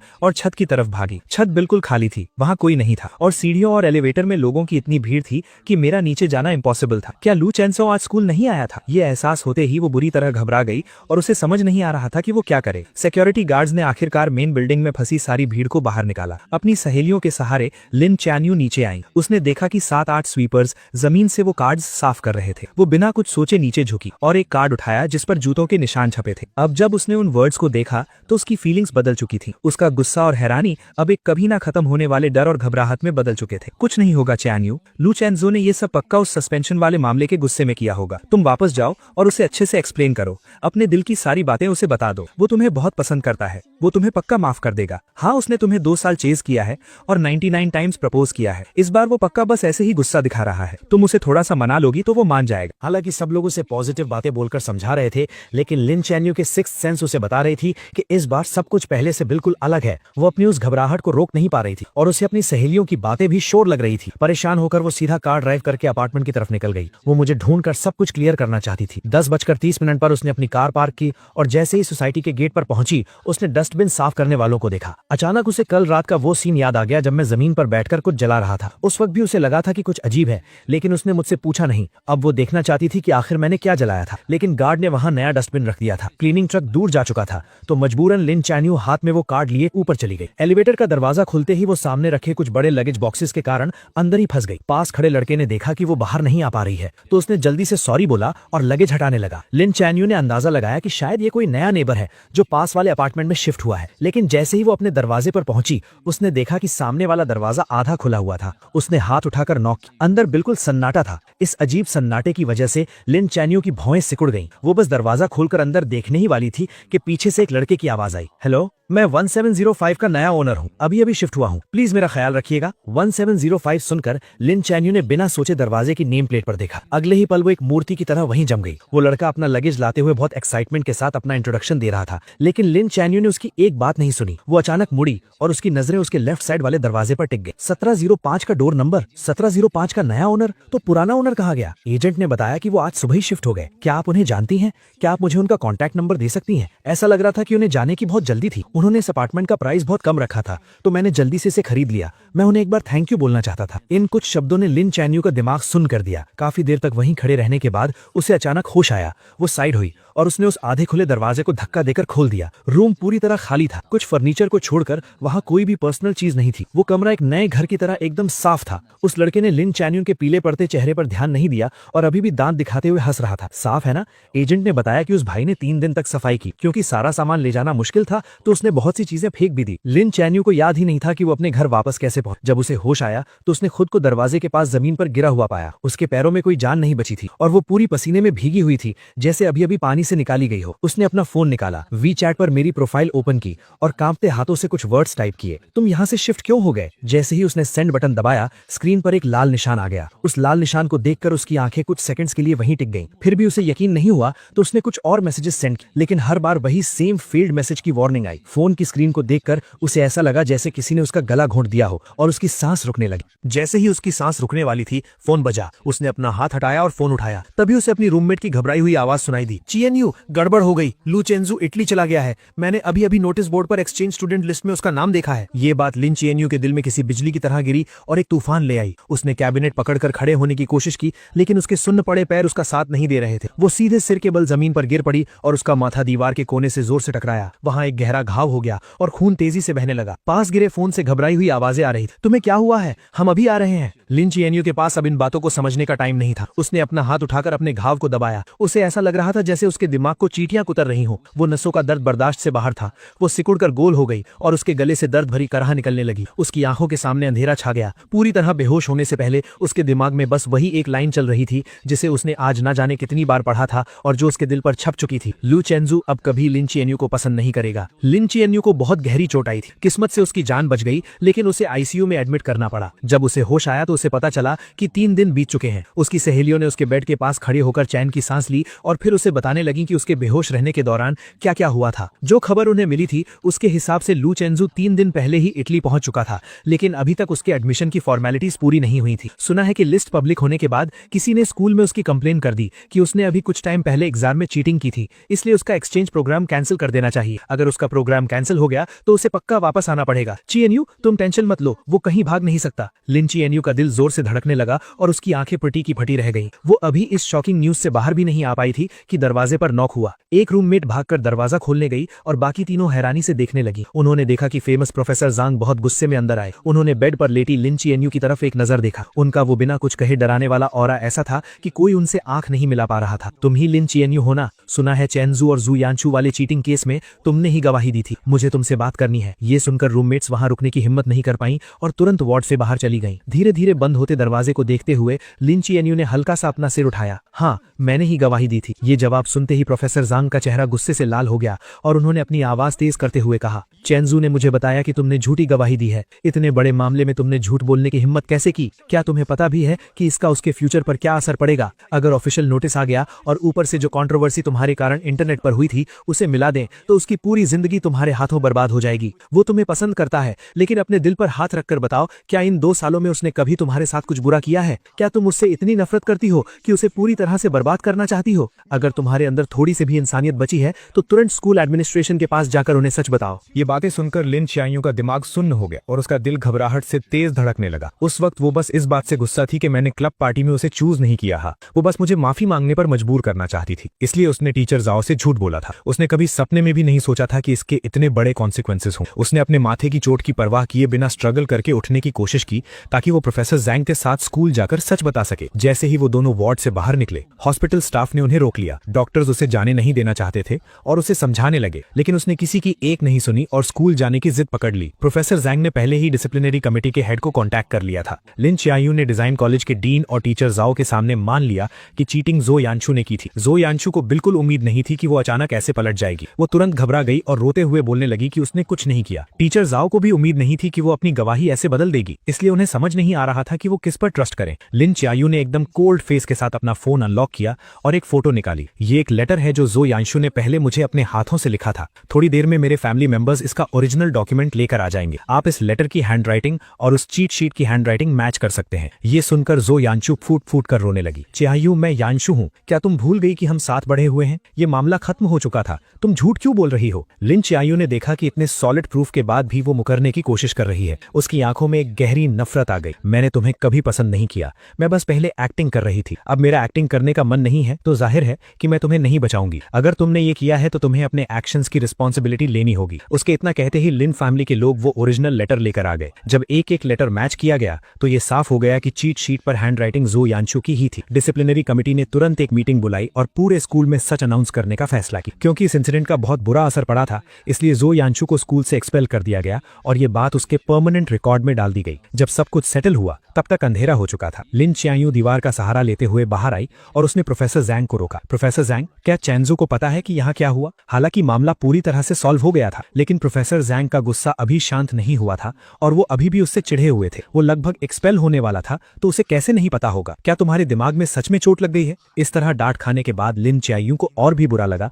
लेकिन वो फिर भी कुछ पूछना चाहती थी। अब जब सब कुछ ठीक हो गया है तो क्या वो वापस आएगा? ये एक्सचेंज प्रोग्राम पूरे डिजाइन कॉलेज में सिर्फ एक ही था और चेंजू ने इसे अपनी मेहनत से हासिल किया था। वो इटली में 3 साल तक अपनी स्टडीज पूरी करेगा और वापस आने के बाद उसका फ्यूचर बहुत बहुत ब्राइट होगा, वो वापस क्यों आएगा? और वैसे भी क्विंगडा में तुम्हारे जैसे लोग हैं, अगर वो वापस नहीं आएगा तो कम से कम उसे तकलीफ तो नहीं सहनी पड़ेगी। अगर मुझे पता होता कि वो इतना अंधा है कि तुम्हारी जैसी लड़की को पसंद करेगा तो मैंने उसे उसी वक्त समझाया होता कि पार्टनर चुनते वक्त अपनी आंखें खुली रखनी चाहिए। जब मुझे प्रोफेसर जैंग का सब कुछ ठीक होने वाला कॉल आया, मैं बीच पर सन बाथ ले रहा था। मुझे नहीं पता कि प्रोफेसर ने लिन चियायू से सच कैसे उगलवाया, लेकिन मैंने उन्हें दिल से थैंक यू कहा। प्रोफेसर जैंग ने मुझे कुछ और एडवाइस दी और फिर अपनी मीटिंग के लिए चले गए। मैंने अपने बगल में रखा जूस पिया और आराम से अपनी बीच चेयर पर लेट गया। 3 दिन पहले मैं इटली पहुंचा था और मेरा प्लान सीधा एडमिशन की फॉर्मेलिटीज पूरी करने का था, लेकिन स्कूल एडमिनिस्ट्रेशन ने वेरिफिकेशन के लिए चाइना कॉल किया और अचानक मुझे बताया कि मेरे एडमिशन में कोई प्रॉब्लम है और अभी प्रोसेस नहीं हो सकता। मैंने अपने रूममेट से पूछा, तब मुझे पता चला कि किसी ने छुपकर मेरी कंप्लेन की है। इसलिए मैंने प्रोफेसर जैंग को कांटेक्ट किया, उन्हें सारी बात बताई और उनसे हेल्प मांगी। हालांकि प्रोफेसर जैंग चिंगडा के बहुत रिस्पेक्ट वाले इंसान हैं, लेकिन मुझे पता था कि इस सिचुएशन को क्लियर करना बहुत मुश्किल होगा और मैं किसी भी तूफान का सामना करने के लिए रेडी था। सच कहूं तो लिन चियान्यू से मिलने के बाद से मेरा स्ट्रेस सहने का लेवल बहुत बढ़ गया था। अब जब मैं एक्सपेल होने जैसी बड़ी प्रॉब्लम को फेस कर रहा था, तब भी मैं एकदम चिल था। यहाँ तक कि मैंने रातों रात ही फ्लाइट टिकट बुक की और वेकेशन के लिए बीच पर आ गया। अब जब सब कुछ सॉल्व हो गया था तो मैं पूरी तरह से रिलैक्स हो गया और सोचने लगा कि वापस जाकर अपने एडमिशन के बचे हुए काम कब पूरे करूं। मैं फ्लाइट सर्च कर ही रहा था कि तभी हॉस्टल ग्रुप चैट पर एक नोटिफिकेशन आया, चेंजू, अभी लिन चियान्यू हॉस्टल आई थी और तुम्हारा कॉन्टैक्ट नंबर मांग रही थी। वो कह रही थी कि उसे माफी मांगनी है, लेकिन हम उसके धोखे में नहीं आने वाले, तुम टेंशन मत लो। हमने उसे एक नंबर भी नहीं दिया। तुम्हें नहीं पता वो अभी कितनी कमजोर और बीमार लग रही थी। उसके सिर पर पट्टियां बनी हुई थी। सुना है कि वो पिछले 2 दिन से आईसीयू में थी। सच में कर्मा इज रियल, वो इसी लायक है। इन मजेदार बातों को पढ़कर मेरे दिमाग में तुरंत वो सीन आ गया जब लिन चियान्यू मेरा नया नंबर मांग रही होगी और उसे मना कर दिया गया होगा। मेरे होठों पर एक स्माइल आ गई। मैंने ग्रुप में एक बड़ा सा रेड एनवेलप भेजा और लिखा, इन दिनों मेरी हेल्प करने के लिए आप सबका बहुत बहुत थैंक यू। सब कुछ अच्छे से सॉल्व हो गया है। जब ये 3 साल पूरे हो जाएंगे और मैं चाइना वापस आऊंगा तो मैं आप सबको ट्रीट दूंगा और पर्सनली थैंक यू कहूंगा। मिलान वापस जाने की सबसे अर्ली फ्लाइट बुक करने के बाद मैंने अंगड़ाई ली और खड़ा हो गया। मैं उस सॉफ्ट बीच पर चलते हुए अपने होटल की तरफ जाने लगा। इस बार एडमिशन का प्रोसेस एकदम स्मूथली हो गया, कोई प्रॉब्लम नहीं। मैंने अपने हाथ में ऑफिशियल स्टैंप लगे डॉक्यूमेंट्स और अपना नया स्टूडेंट आईडी कार्ड देखा और मेरे चेहरे पर एक सेटिस्फैक्शन वाली स्माइल आ गई। क्या आप हॉस्टल में रहेंगे या अपना अपार्टमेंट ढूंढेंगे? मैंने पहले ही एक अपार्टमेंट ढूंढ लिया है। मुझे इंटरनेशनल स्टूडेंट्स वाले क्राउडेड हॉस्टल्स में रहना पसंद नहीं है, इसलिए मैंने आने से पहले ही स्कूल के पास एक छोटा सा अपार्टमेंट खरीद लिया था। मैं तुरंत अपना लगेज लेकर वहां चला गया। वहां पहुंचने के बाद मैंने अपने सामने सीढ़ियां देखी और अपने भारी सूटकेस को उठाने की कोशिश की और एक लंबी सांस ली। मैं सोच ही रहा था कि क्या मुझे पैसे देकर किसी से हेल्प लेनी चाहिए कि तभी एक बहुत ही खूबसूरत लड़की मेरे पास आई। उसने इंग्लिश में मुझसे पूछा कि क्या मुझे हेल्प चाहिए। मैंने जल्दी से सिर हिलाकर हाँ कर दी। उस खूबसूरत लड़की ने मेरा लगेज उठाने में हेल्प की और हम सीढ़ियां चढ़ने लगे। रास्ते भर हम बातें करते रहे। अपार्टमेंट के दरवाजे तक पहुंचते पहुंचते हमने एक दूसरे को इंट्रोड्यूस भी कर दिया था। मैंने थोड़ा झुककर उसे थैंक यू कहा, लेकिन उसने अपनी लाल हो चुकी हथेलियां दिखाई और मजाक करते हुए बोली, मैंने तुम्हारी हेल्प की है, क्या सिर्फ एक थैंक यू काफी होगा? अगर तुम्हें प्रॉब्लम ना हो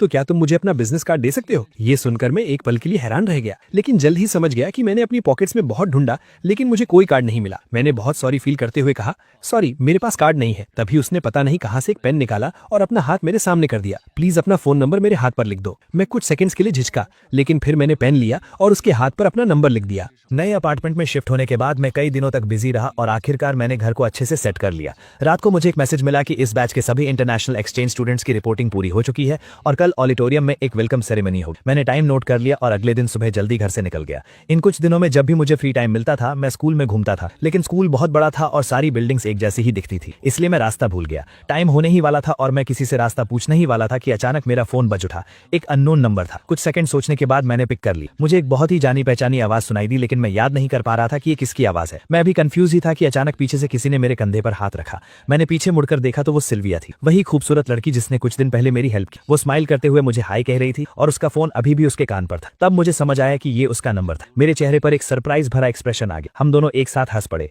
तुम कहाँ खोए हुए हो? मैंने सच सच बता दिया कि मैं रास्ता भटक गया हूँ। ऑडिटोरियम का नाम सुनकर उसने तुरंत कहा कि उसे भी वहीं जाना है और वो मुझे रास्ता दिखा सकती है। मैं भी वहीं जा रही हूँ, चलो मैं तुम्हें ले चलती हूँ। मुझे उस पर कोई शक नहीं हुआ। हम दोनों एक भूल भुलैया जैसे कॉलेज कैंपस में घूमते हुए हंसते बोलते जा रहे थे।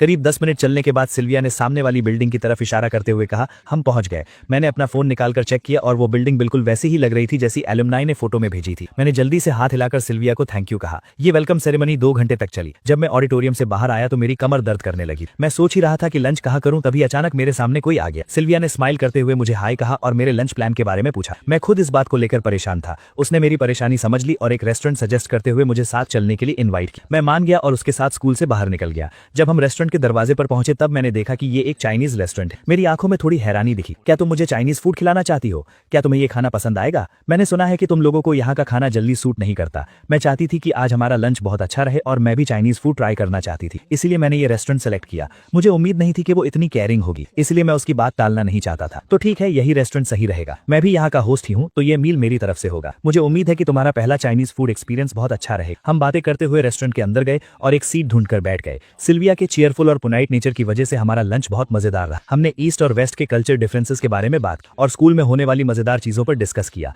हम बहुत जल्दी अच्छे दोस्त बन गए। लंच के बाद सिल्विया मुझे मेरे अपार्टमेंट तक छोड़ने आई। जाते वक्त उसके चेहरे पर एक उदासी सी। क्या मैं तुम्हें इस वीकेंड एक आफ्टरनून टी के लिए इन्वाइट कर सकती हूँ? वीकेंड पर मौसम बहुत अच्छा था, इसलिए मैं खुशी खुशी चला गया और सिल्विया के साथ एक गार्डन कैफे में बैठकर बातें करने लगा। झील के पास से सफेद कबूतरों का एक झुंड उड़ता हुआ आया और एक पंख धीरे से मेरे सिर पर आ गिरा। सिल्विया ने देखा और हंसते हुए उसे हटाने के लिए खड़ी हुई। हम दोनों एक दूसरे के बहुत करीब और दूर से देखने पर ऐसा लग रहा था जैसे हम बहुत क्लोज हों। मैंने अपनी हंसती हुई आंखें ऊपर की और कहा थैंक यू। मैंने जैसे ही ये कहा मेरी नजर अचानक बाईं तरफ गई और मेरी आंखें वहीं जम गई। वो औरत जो दरवाजे पर खड़ी थी, जिसके माथे पर पट्टी बंधी थी और जिसका चेहरा बिल्कुल उतरा हुआ था, वो मुझे लिन कियान यू जैसी क्यों लग रही थी? मैं उसे ध्यान से देख भी नहीं पाया था कि वो औरत गुस्से से मेरी तरफ आने लगी। उसने अपनी खून से लाल हो चुकी आंखों से नीचे रखे टेस्टी केक्स को देखा और उसकी नजरें हम दोनों के बीच घूमने लगी। ये कौन है? ये जानी पहचानी आवाज सुनकर मुझे पक्का हो गया कि ये लिन कियान यू ही है। मुझे नहीं पता था कि उसे कैसे पता चला कि मैं यहाँ हूँ, लेकिन मुझे उसे देखकर कोई हैरानी नहीं हुई। मुझे पता था कि एक न एक दिन वो मेरे पीछे इटली जरूर आएगी। आखिरकार लिन कियान यू की नजरों में मैं उसका एक ऐसा शिकार था जिसे वो आसानी से पकड़ सकती थी। वो मुझे अपनी नजरों से दूर भागने नहीं दे सकती थी। मैं उसे दोबारा फेस करने के लिए पहले से ही तैयार था, इसलिए उसके इतने बुरे बर्ताव के बाद भी मैं एकदम शांत। मेरी नई दोस्त है, कोई काम है क्या?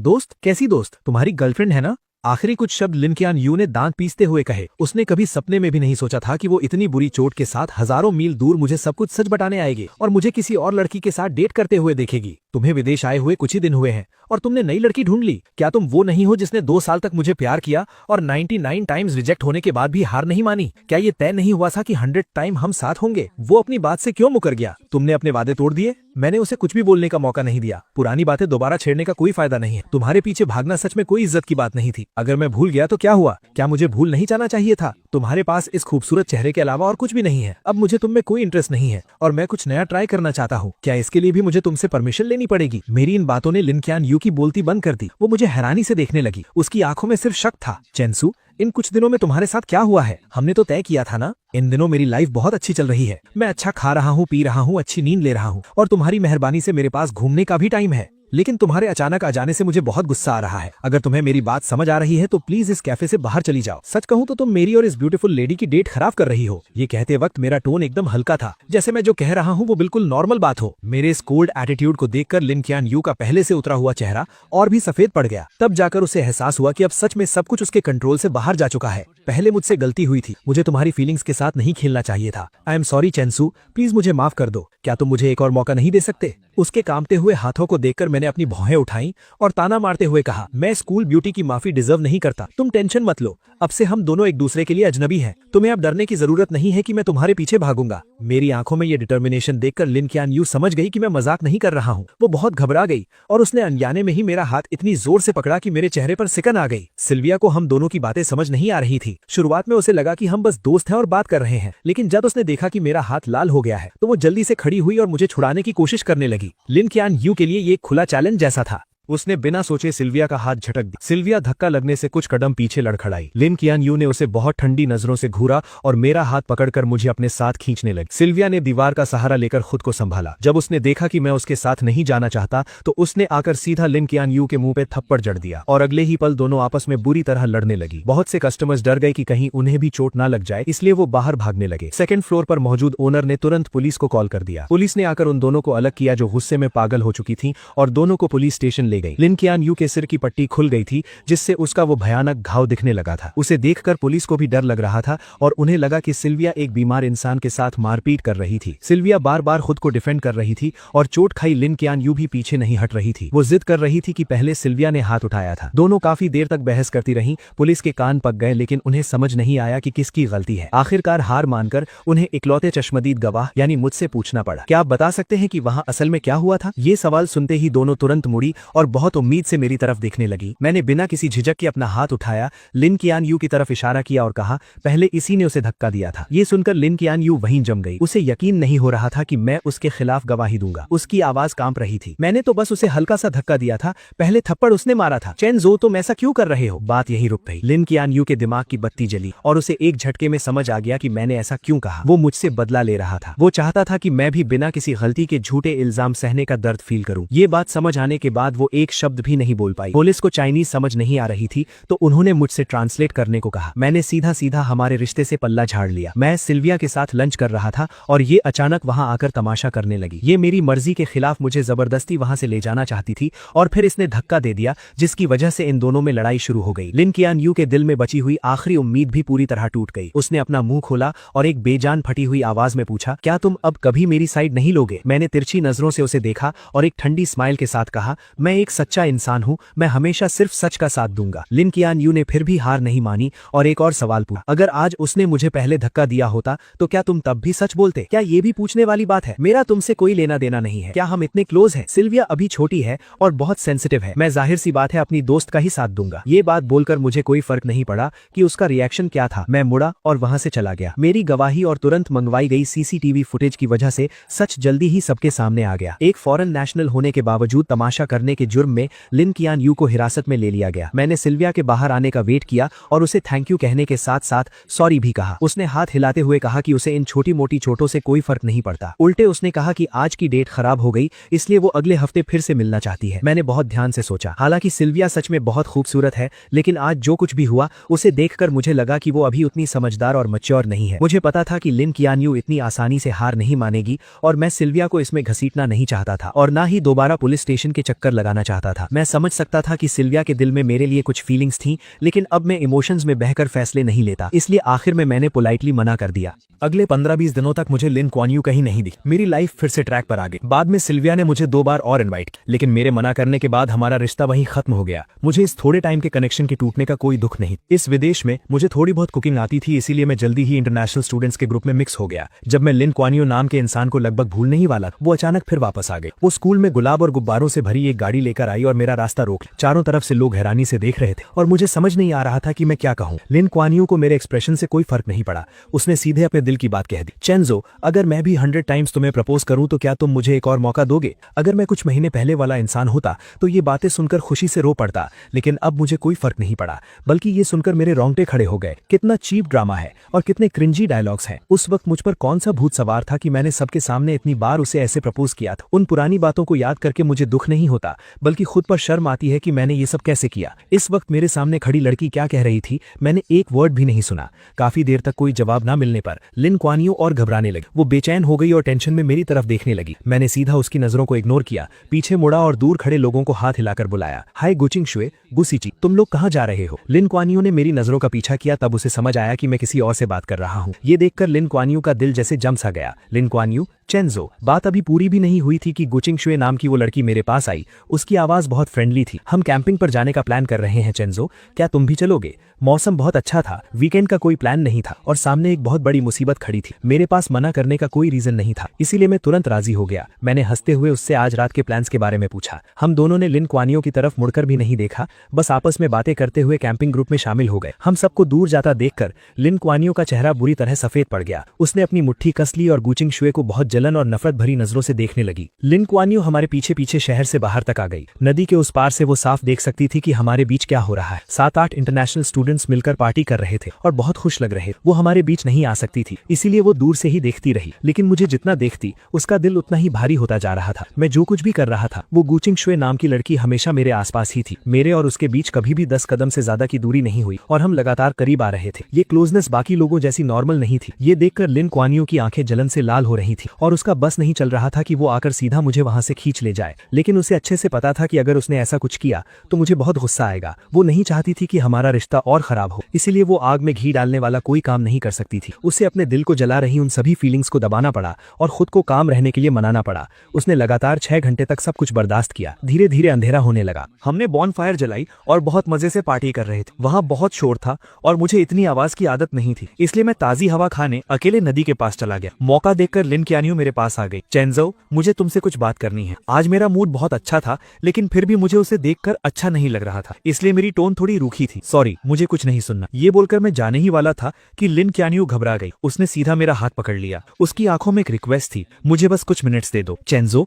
कुछ बातें हैं जो मैं बहुत पहले से कहना चाहती थी। ये सुनकर मैंने आखिरकार सिर उठाकर उसकी तरफ देखा। मेरा एक्सप्रेशन बहुत अजीब था। बहुत पहले से क्या बात? कहीं ये वो बकवास तो नहीं कि तुम्हें मुझसे 2 साल पहले ही लव एट फर्स्ट साइट हो गया था? आखिरी बात कहते हुए मेरी आवाज में एक मजाक उड़ाने वाला टोन था। लिन क्यान यू को लगा जैसे उस पर बिजली गिर गई हो और वो सुन्न पड़ गई। उसने कभी सपने में भी नहीं सोचा था कि वो सीक्रेट जो उसने इतने अच्छे से छुपा कर रखा था वो मेरे मुंह से सुनेगी। मुझे कोई फर्क नहीं पड़ा कि वो कैसा फील कर रही है। मेरे चेहरे पर वो ताने वाली स्माइल और गहरी हो गई। लिन क्यान यू, जरा खुद सोचो, जो तुम बोल रही हो, मेरी बात छोड़ो, क्या कोई और इंसान, यहाँ तक कि तुम खुद भी इस बात पर यकीन करोगी? ऐसा कौन सा वन साइडेड लव है जो 2 साल तक एकदम परफेक्टली छुपाया जा सके? अपनी सेल्फ रिस्पेक्ट और ईगो को सेटिस्फाई करने के लिए अपने क्रश का प्रपोजल 99 टाइम्स सबके सामने कौन रिजेक्ट करता है? और हर मुश्किल और परेशानी के वक्त अपने पसंद के इंसान को बार बार दुश्मनों की साइड में कौन खड़ा करता है? क्या ये प्यार है? मुझे तो लगता है कि ये बहुत गहरी नफरत है। मेरे ये ताने सुनकर लिन क्यान यू का दिमाग सुन्न हो गया। उसने इन सब बातों को डिनाई करने की पूरी कोशिश की, लेकिन आखिर में वो खुद को डिफेंड करने के लिए एक वर्ड नहीं बोल पा। उसके मुंह से बस कुछ बेजान शब्द निकले, नहीं चेंजो, मैं सच में तुम्हें पसंद करती हूँ। मेरे आसपास के सब लोग ये बात जानते हैं। वो सब मेरे लिए गवाही दे सकते हैं। जब मुझे ही ये बात नहीं पता थी तो तुम किसे पसंद करती हो इससे मुझे क्या फर्क पड़ता है? वैसे भी मेरे पर्सपेक्टिव से तुमने शुरू से लेकर आखिर तक सिर्फ जो यांशु को ही पसंद किया है। तुम उसी के पास जाओ और उसे अपने सच्चे प्यार के बारे में बताओ। अपने दिल की बातें उससे शेयर करो। तुम दोनों एक साथ बहुत अच्छे लगते हो और सच कहूं तो शुरू से लेकर आखिर तक तुम लोगों ने मुझे बहुत डिस्गस्टेड फील कराया है। मेरे चेहरे पर वो साफ दिखने वाली नफरत लिन क्यान यू के बर्दाश्त के बाहर थी। उसकी बॉडी लगातार कांप रही थी, लेकिन फिर भी उसने मेरा हाथ नहीं छोड़ा। वो जिद में अड़ी थी कि वो मुझे जाने नहीं देगी। मेरे पास उसके साथ बहस करने का पेशेंस नहीं था। मैंने सीधा अपना हाथ खींचा और मुड़कर जाने लगा। जैसे ही मेरे और उसके हाथ अलग हुए, उसे लगा कि उसने अपना सब कुछ खो दिया है। उसके दिल में एक बहुत तेज दर्द उठा। उसके अंदर की सारी एनर्जी एक पल में खत्म हो गई और वो लड़खड़ाने लगी जैसे अभी गिर पड़ेगी। मैंने उसे बहुत खूबसूरती से इग्नोर किया और हल्के कदमों से वापस क्राउड के बीच चला गया। मुझे लगा था कि सारी बातें क्लियर करने के बाद लिन क्यान यू हार मान लेगी, लेकिन जल्द ही मुझे समझ आ गया कि इस इंसान के दिमाग में कोई बात घुसती ही नहीं है। अगले कुछ महीनों तक मैं जब भी घर से बाहर निकलता वो मुझे 20 मीटर के अंदर ही दिख जाती थी। हर कुछ दिनों में वो कुछ न कुछ चीजें लेकर मेरे सामने आ जाती और कहती कि वो मुझे प्रपोज कर रही है। 1 बार, 2 बार, तीसरी बार, मुझे तो काउंट भी याद नहीं रहा। उसकी इस पागलों वाली जिद पर मैंने कभी कोई रिएक्शन नहीं दिया। अगर मैं उसे इग्नोर कर सकता था तो इग्नोर कर देता, और जब हद पार हो जाती तो मैं पब्लिक न्यूसेंस के नाम पर उसे वहां से बाहर निकलवा देता। इन सब चीजों की वजह से पूरे स्कूल को लिन क्यान यू नाम के इंसान के बारे में पता चल गया था। सबको पता था कि वो पागलों की तरह मेरे पीछे पड़ी है, इसलिए वो जहां भी जाती लोग उस पर उंगलियां उठाते, लेकिन उसे कोई फर्क नहीं पड़ा। वो बस मेरी ही परछाई बनकर घूमती रही। उसे लगा कि अगर वो कोशिश करती रहेगी तो एक दिन वो मेरा दिल जीत लेगी, लेकिन रियलिटी उसकी सोच से बहुत अलग था। मैं उसके किसी भी एक्शन से इंप्रेस नहीं हुआ, बल्कि मैंने उसके सामने दूसरी लड़कियों के प्रपोजल भी एक्सेप्ट कर ली। लिन क्यान यू के पास सिर्फ बेबस होकर मुझे आसपास की लड़कियों के करीब जाते देखने के अलावा और कोई ऑप्शन नहीं। धीरे धीरे लिन क्यान यू को मुझे हमेशा लड़कियों से घिरे देखने की आदत पड़ने लगी। उसे मानना ही पड़ा कि मैंने सही कहा था। मैं कभी भी उसकी प्रॉपर्टी नहीं था। बार बार रिजेक्ट होने के बाद वो एकदम सुन्न पड़ चुकी। मैं कितनी भी कड़वी बात कह दूं या उसे कैसी भी नफरत भरी नजर से देखूं, उसे अब दर्द फील होना बंद हो गया। वो गिनती करती रही 1 से लेकर 50 तक। सर्दियां बीत गईं, स्प्रिंग आ गया और फिर अर्ली समर आ गया। उसे लगा कि दिन ऐसे ही शांति से कटते रहेंगे, 50 से 100 तक और शायद 101वीं बार भी। लिन क्यान यू ने कभी हार मानने का नहीं सोचा। जब उसे लगने लगा था कि वो सब कुछ नॉर्मल तरीके से हैंडल कर सकती है, मैं एक लड़की का हाथ पकड़े उसके सामने आ गया। मैंने हंसते हुए आसपास के लोगों को बताया कि ये मेरी गर्लफ्रेंड है। उस पर लिन क्यान यू को लगा जैसे आसमान टूटकर उसके सर पर गिर गया हो। उसने अपना सारा कंट्रोल खो दिया और सच जानने के लिए वो सीधा मेरे पास भागकर आने लगी। लेकिन वो मेरे पास पहुंच पाती उससे पहले ही पेट्रोलिंग कर रहे सिक्योरिटी गार्ड्स ने उसे रोक लिया। लोगों की उस दीवार के पीछे से उसने अपनी लाल आंखों के साथ पूरी जान लगाकर पूछा, क्यों? मेरी नजरें बस 1 सेकंड के लिए उस पर रुकी और मैंने बहुत नॉर्मल टोन में कहा, मैं जवान हूं, मेरे पास पैसे हैं और बहुत सारा फ्री टाइम भी, तो मैं ब्यूटीफुल लड़कियों के साथ डेट कर रहा हूं, इसमें क्या प्रॉब्लम है, प्यार कोई बुरी चीज थोड़ी है। इस वजह से लिन कियानियो बहुत दिनों तक डिप्रेशन में रही। वो बार में अकेले पीती रहती और हर रात पूरी तरह ड्रंक हो जाती। जब भी वो सुबह उठकर अपने आसपास के उस खालीपन को देखती तो वो खुद को उस दर्द में डूबने से रोक नहीं पाती। वो मेरे पास आना चाहती थी, मुझसे ब्रेकअप करने की भीख मांगना चाहती, लेकिन जब भी वो मेरे पास आती और मुझे मेरी नई गर्लफ्रेंड का हाथ पकड़े खुशी से हंसते हुए देखती तो उसमें आगे बढ़ने की हिम्मत ही नहीं बचती। आज आखिरकार लिन कियानियो वो सब फील कर पा रही थी जो मैंने फील किया था, लेकिन अब बहुत देर हो चुकी। उसने अपने फैमिली और फ्रेंड्स की कोई एडवाइस नहीं सुनी। वो एक प्रॉपर एंडिंग पाने की जिद में विदेश में ही रुक गई। गर्मियों की तपिश खत्म होते होते आखिरकार लिन कियानियो को मेरे ब्रेकअप की खबर मिल गई। वो मुस्कुराते हुए मेरे पास आई, मुझे दिलासा देना चाहती, लेकिन फिर से सब कुछ उसकी उम्मीदों के उलट हुआ। मेरे चेहरे पर दुख का कोई नामो निशान नहीं और मैं उसे उसी नजर से देख रहा था जैसे कुछ महीनों पहले देखता था। लिन कियानियो के चेहरे की स्माइल जम गई। उसने थोड़ा हिचकिचाते हुए पूछा, क्या तुम्हें कोई तकलीफ हुई है? मैंने एक बहुत पोलाइट स्माइल दी। हमने म्यूचुअली ब्रेकअप किया है, हम दोनों की मर्जी, इसमें क्या तकलीफ है? ये सुनकर लिन कियानियो का दिल थोड़ा शांत हुआ, लेकिन अगले ही सेकंड मेरी बात ने उसे चौंका दिया। और वैसे भी अगर मुझे कोई तकलीफ हुई भी होती तो वो उन 2 सालों की तकलीफ के सामने कुछ भी नहीं है। क्या तुमने वो सब खुद अपनी आंखों से नहीं देखा था? तो फिर यहाँ मगरमच्छ के आंसू बहाकर फेक सिंपैथी क्यों दिखा रही? मेरी आखिरी बातों ने लिन कियानियो को बेचैन कर दी। वो खुद को एक्सप्लेन करना चाहती थी,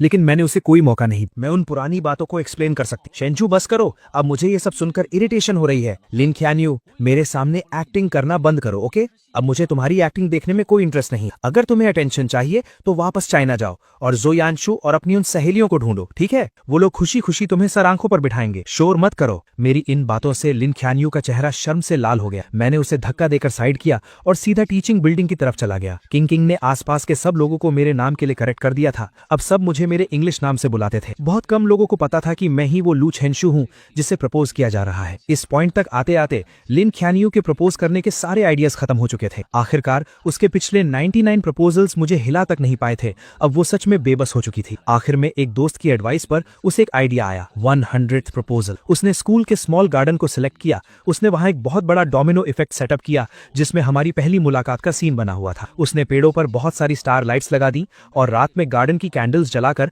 मुझे पास्ट की यादों में ले जाने का प्लान बनाया। मुझे धोखे से वहां बुलाने के लिए लिन कियानियो ने बहुत से लोगों की हेल्प ली और दर्जनों प्लान्स बनाए। इस बार वो मुझे पक्का यकीन दिलाना चाहती थी कि उसे सच में मुझे देखकर लव एट फर्स्ट साइट हुआ था और अब उसे अपनी गलती का सच में बहुत पछतावा है। सब कुछ रेडी था, लेकिन जब तय किया हुआ टाइम आया मैं वहां नहीं पहुंचा। लिन कियानियो पूरी तरह से पागल हो गई। उसने कार से हर वो जगह ढूंढी जहां मैं हो सकता था। 9 बजे का अलार्म बजा। वो अंधेरा गार्डन अचानक लाइट से जगमगा उठा। अनगिनत बलून्स हवा में उड़ने लगे। ऊपर से गुलाब की पंखुड़ियां गिरने लगी। हवा में एक रोमांटिक पियानो म्यूजिक गूंजने लगा और डोमिनोज के गिरने की वो लगातार टिक टिक आवाज आने लगी जो अपने आप स्टार्ट हो गए थे। हर सेकंड के साथ एक डोमिनो गिर रहा था। 10 मिनट से ज्यादा टाइम तक ये चलता रहा और जैसे ही आखिरी डोमिनो गिरा सारी कैंडल्स जल उठी। लेकिन लिन कियानियो को लगा कि उसके शरीर की सारी ताकत खत्म हो गई है। जब सब कुछ खत्म हो गया तो उसका फोन बजा। स्क्रीन पर एक अननोन इंटरनेशनल नंबर था, लेकिन कॉल पिक करते ही उसने तुरंत पहचान लिया कि लाइन के दूसरी तरफ मैं था। मैंने सुना है कि तुम आज रात अपना 100th प्रपोजल करने वाली हो। अफसोस कि मैं अभी चाइना में हूँ। I am really sorry. Lin कियानियो ने अपने दिल के दर्द और उस बेचैनी को दबाया और ऐसा बिहेव किया जैसे उसे कोई फर्क नहीं पड़ रहा हो। कोई बात नहीं, तुमने मुझे कॉल किया, मैं इतने में ही बहुत खुश हूँ। अगर तुम चाहो तो मैं 101st और 102nd प्रपोजल भी तैयार कर सकती हूँ। उसकी आवाज में एक छुपी हुई उम्मीद थी, जैसे वो पहले ही ये सपना देख रही थी कि मैंने उसे माफ कर दिया है। उसकी कोई जरूरत नहीं है। मैंने आज तुम्हें सिर्फ 2 बातें बताने के लिए कॉल किया है। लिन कियानियो का गला सूख गया और उसने फोन को कसकर पकड़ लिया। पहली बात, मैं तुम्हें एहतियात के तौर पर बता दूं कि अभी सर्दियां चल रही हैं और हवा बहुत रूखी है। अगर तुम्हारा नाटक खत्म हो गया हो तो गार्डन की वो सारी कैंडल्स जल्दी से बुझा देना, कहीं ऐसा ना हो कि आग लग जाए। ये सुनकर लिन कियानियो ने अपना सिर ऊपर उठाया और देखा कि एक सूखा पत्ता धीरे धीरे नीचे गिर रहा है। दूसरी बात, मैं तुम्हें गुड न्यूज देना चाहता था। मैं फिर से रिलेशनशिप में हूँ और ये गर्लफ्रेंड मेरी पिछली गर्लफ्रेंड से भी ज्यादा खूबसूरत है। तुम्हारे प्रपोजल्स 100th टाइम पर ही रुक सकते हैं। मेरी इन कुछ नॉर्मल सी बातों ने लिन कियानियो के दिमाग में अनगिनत गूंज पैदा कर दी। एक ही पल में उसे लगा जैसे उस पर किसी ने जादू कर दिया हो। उसके माथे पर एक बहुत तेज चुभने वाला दर्द होने लगा। उस भयानक दर्द में उसके शरीर में कोई जान नहीं बची। उसका फोन धड़ाम से नीचे गिरा और सीधा एक कैंडल स्टैंड पर जा लगा। कुछ ही सेकंड्स में गार्डन में बहुत तेज आग फैल गई, लेकिन उसने वहां से भागने या मदद के लिए चिल्लाने की कोई कोशिश नहीं की। वो एक मूर्ति की तरह वहीं खड़ी रही और उस गार्डन का एक हिस्सा बन गई। पूरी रात बीत गई। गार्डन के सारे पेड़ जलकर राख हो गए। शुक्र है कि किसी की जान नहीं गई। फायर फाइटर्स टाइम पर पहुंच गए और उन्होंने धुएं से बेहोश होने वाली लिन कियानियो को बचा लिया। हालांकि किस्मत से उसकी जान बच गई थी, लेकिन इस आग की घटना से चिंगडा स्कूल एडमिनिस्ट्रेशन बहुत गुस्से में था। उन्होंने स्ट्रिक्ट एटीट्यूड के साथ कहा कि वो इसके लिए जिम्मेदार इंसान को नहीं छोड़ेंगे। प्राइम सस्पेक्ट होने के नाते पुलिस ने लिन कियानियो को अरेस्ट कर लिया। जब लिन फैमिली को यह खबर मिली तो वो बहुत परेशान हो गए। उन्होंने उसे बचाने के लिए अपने सारे कनेक्शंस का इस्तेमाल किया, लेकिन क्योंकि ये एक इंटरनेशनल केस था लिन कैन्यू के लिए बिना सजा के बचना इम्पॉसिबल था। आखिरकार लिन फैमिली को अपनी आधी प्रॉपर्टी कॉम्पनसेशन में देनी पड़ी। तब जाकर चिंगडा एडमिनिस्ट्रेशन शांत हुआ। इस भयानक इंसिडेंट के कारण लिन कैन्यू को 6 महीने जेल में बिताने पड़े। उसका नाम यूरोप की ब्लैक लिस्ट में भी डाल दिया गया और उसे देश से बाहर निकाल दिया गया। उसे लाइफ टाइम के लिए बैन कर दिया गया था। जेल से बाहर आते ही उसे एयरपोर्ट भेज दिया गया ताकि उसे वापस चाइना डिपोर्ट किया जा सके। आसपास के लोगों को समर क्लोथ्स पहने देखकर लिन कैन्यू, जो अभी तक एक सपने में खोई हुई थी, उसे आखिरकार होश आया। सर्दियां बीत चुकी थी, अब गर्मियां आ गई थी। कई महीने गुजर चुके थे, लेकिन वो एक बार भी मुझसे मिलने नहीं आया। ये एहसास होते ही उसके दिल में बहुत सी फीलिंग्स उमड़ पड़ी। उसे समझ नहीं आ रहा था कि वो डिसअपॉइंट थी या अकेलापन फील कर रही थी। अभी बहुत लाइफ बाकी है, दोबारा मिलने का मौका जरूर मिलेगा। लिन कैन्यू खुद को बस यही दिलासा दे रही थी। लेकिन जैसे ही वो मुड़ी, उसने देखा कि मैं स्ट्रीट क्रॉस करके बाहर आ रहा हूँ और मेरे हाथ में एक खूबसूरत लड़की का हाथ था। अपनी सहेलियों की भेजी फोटोज से वो समझ गई थी कि ये मेरी गर्लफ्रेंड है। मैंने सिर उठाया तो मेरी नजर उस पर पड़ी। मैंने बहुत ही फ्रेंडली तरीके से उसे हाय कहा, जो मैं नॉर्मली नहीं करता था, और फिर मैंने उसे बहुत कॉन्फिडेंस के साथ सच बता दिया। हाय, लॉन्ग टाइम नो सी, मैं अभी जर्मनी ट्रिप से वापस आया हूँ। तुम तो आखिरकार बाहर आ ही गई। वक्त सच में बहुत जल्दी बीत जाता है। मैं तुम्हें इंट्रोड्यूस करा दूं, ये मेरी नई गर्लफ्रेंड मोनिका है। चाइना वापस लौटने के बाद लिन कैन्यू ने कुछ लोगों के थ्रू मुझे एक मैसेज भिजवाया था। उसने पूछा था कि क्या मैं ये सब एक्टिंग कर रहा हूँ या ये मेरा सच है। मैंने उसे कोई रिप्लाई नहीं दिया। अब तक मैं लिन कैन्यू को पूरी तरह समझ चुका था। वो कहती थी कि वो मुझसे प्यार करती है, लेकिन असल में वो सिर्फ खुद से प्यार करती थी। उसके लिए मैं बस शो ऑफ करने वाला एक खिलौना था। विदेश में स्टडीज के दूसरे साल में मैंने हर मौके का फायदा उठाया और बहुत सारे कॉम्पिटिशन्स में हिस्सा लिया। दिन गुजरते गए और जल्द ही मेरे 3 साल का एक्सचेंज प्रोग्राम खत्म हो गया। मैं गोल्ड मेडल से भरा एक बॉक्स लेकर चाइना वापस आ गया। फ्लाइट से बाहर आते ही मैंने देखा कि मेरे पेरेंट्स और रूममेट्स हाथों में फूल लिए मेरा वेलकम करने के लिए खड़े हैं। जहां तक लिन कैन्यू का सवाल है, मुझे पता है कि अब उसके पास मेरी लाइफ में दोबारा एंट्री करने का कोई मौका नहीं है। हम दोनों इस दुनिया की भीड़ में बस एक दूसरे के पास से गुजरने वाले 2 अजनबी हैं। हे दोस्तों, इस वीडियो को देखने के लिए आपका बहुत बहुत शुक्रिया। प्लीज इस वीडियो को लाइक और शेयर जरूर करें। तो प्लीज इस वीडियो को अपना पूरा सपोर्ट दें और ऐसी ही नई नई स्टोरीज के लिए चैनल को अभी सब्सक्राइब कर लें। मिलते हैं अगले वीडियो में।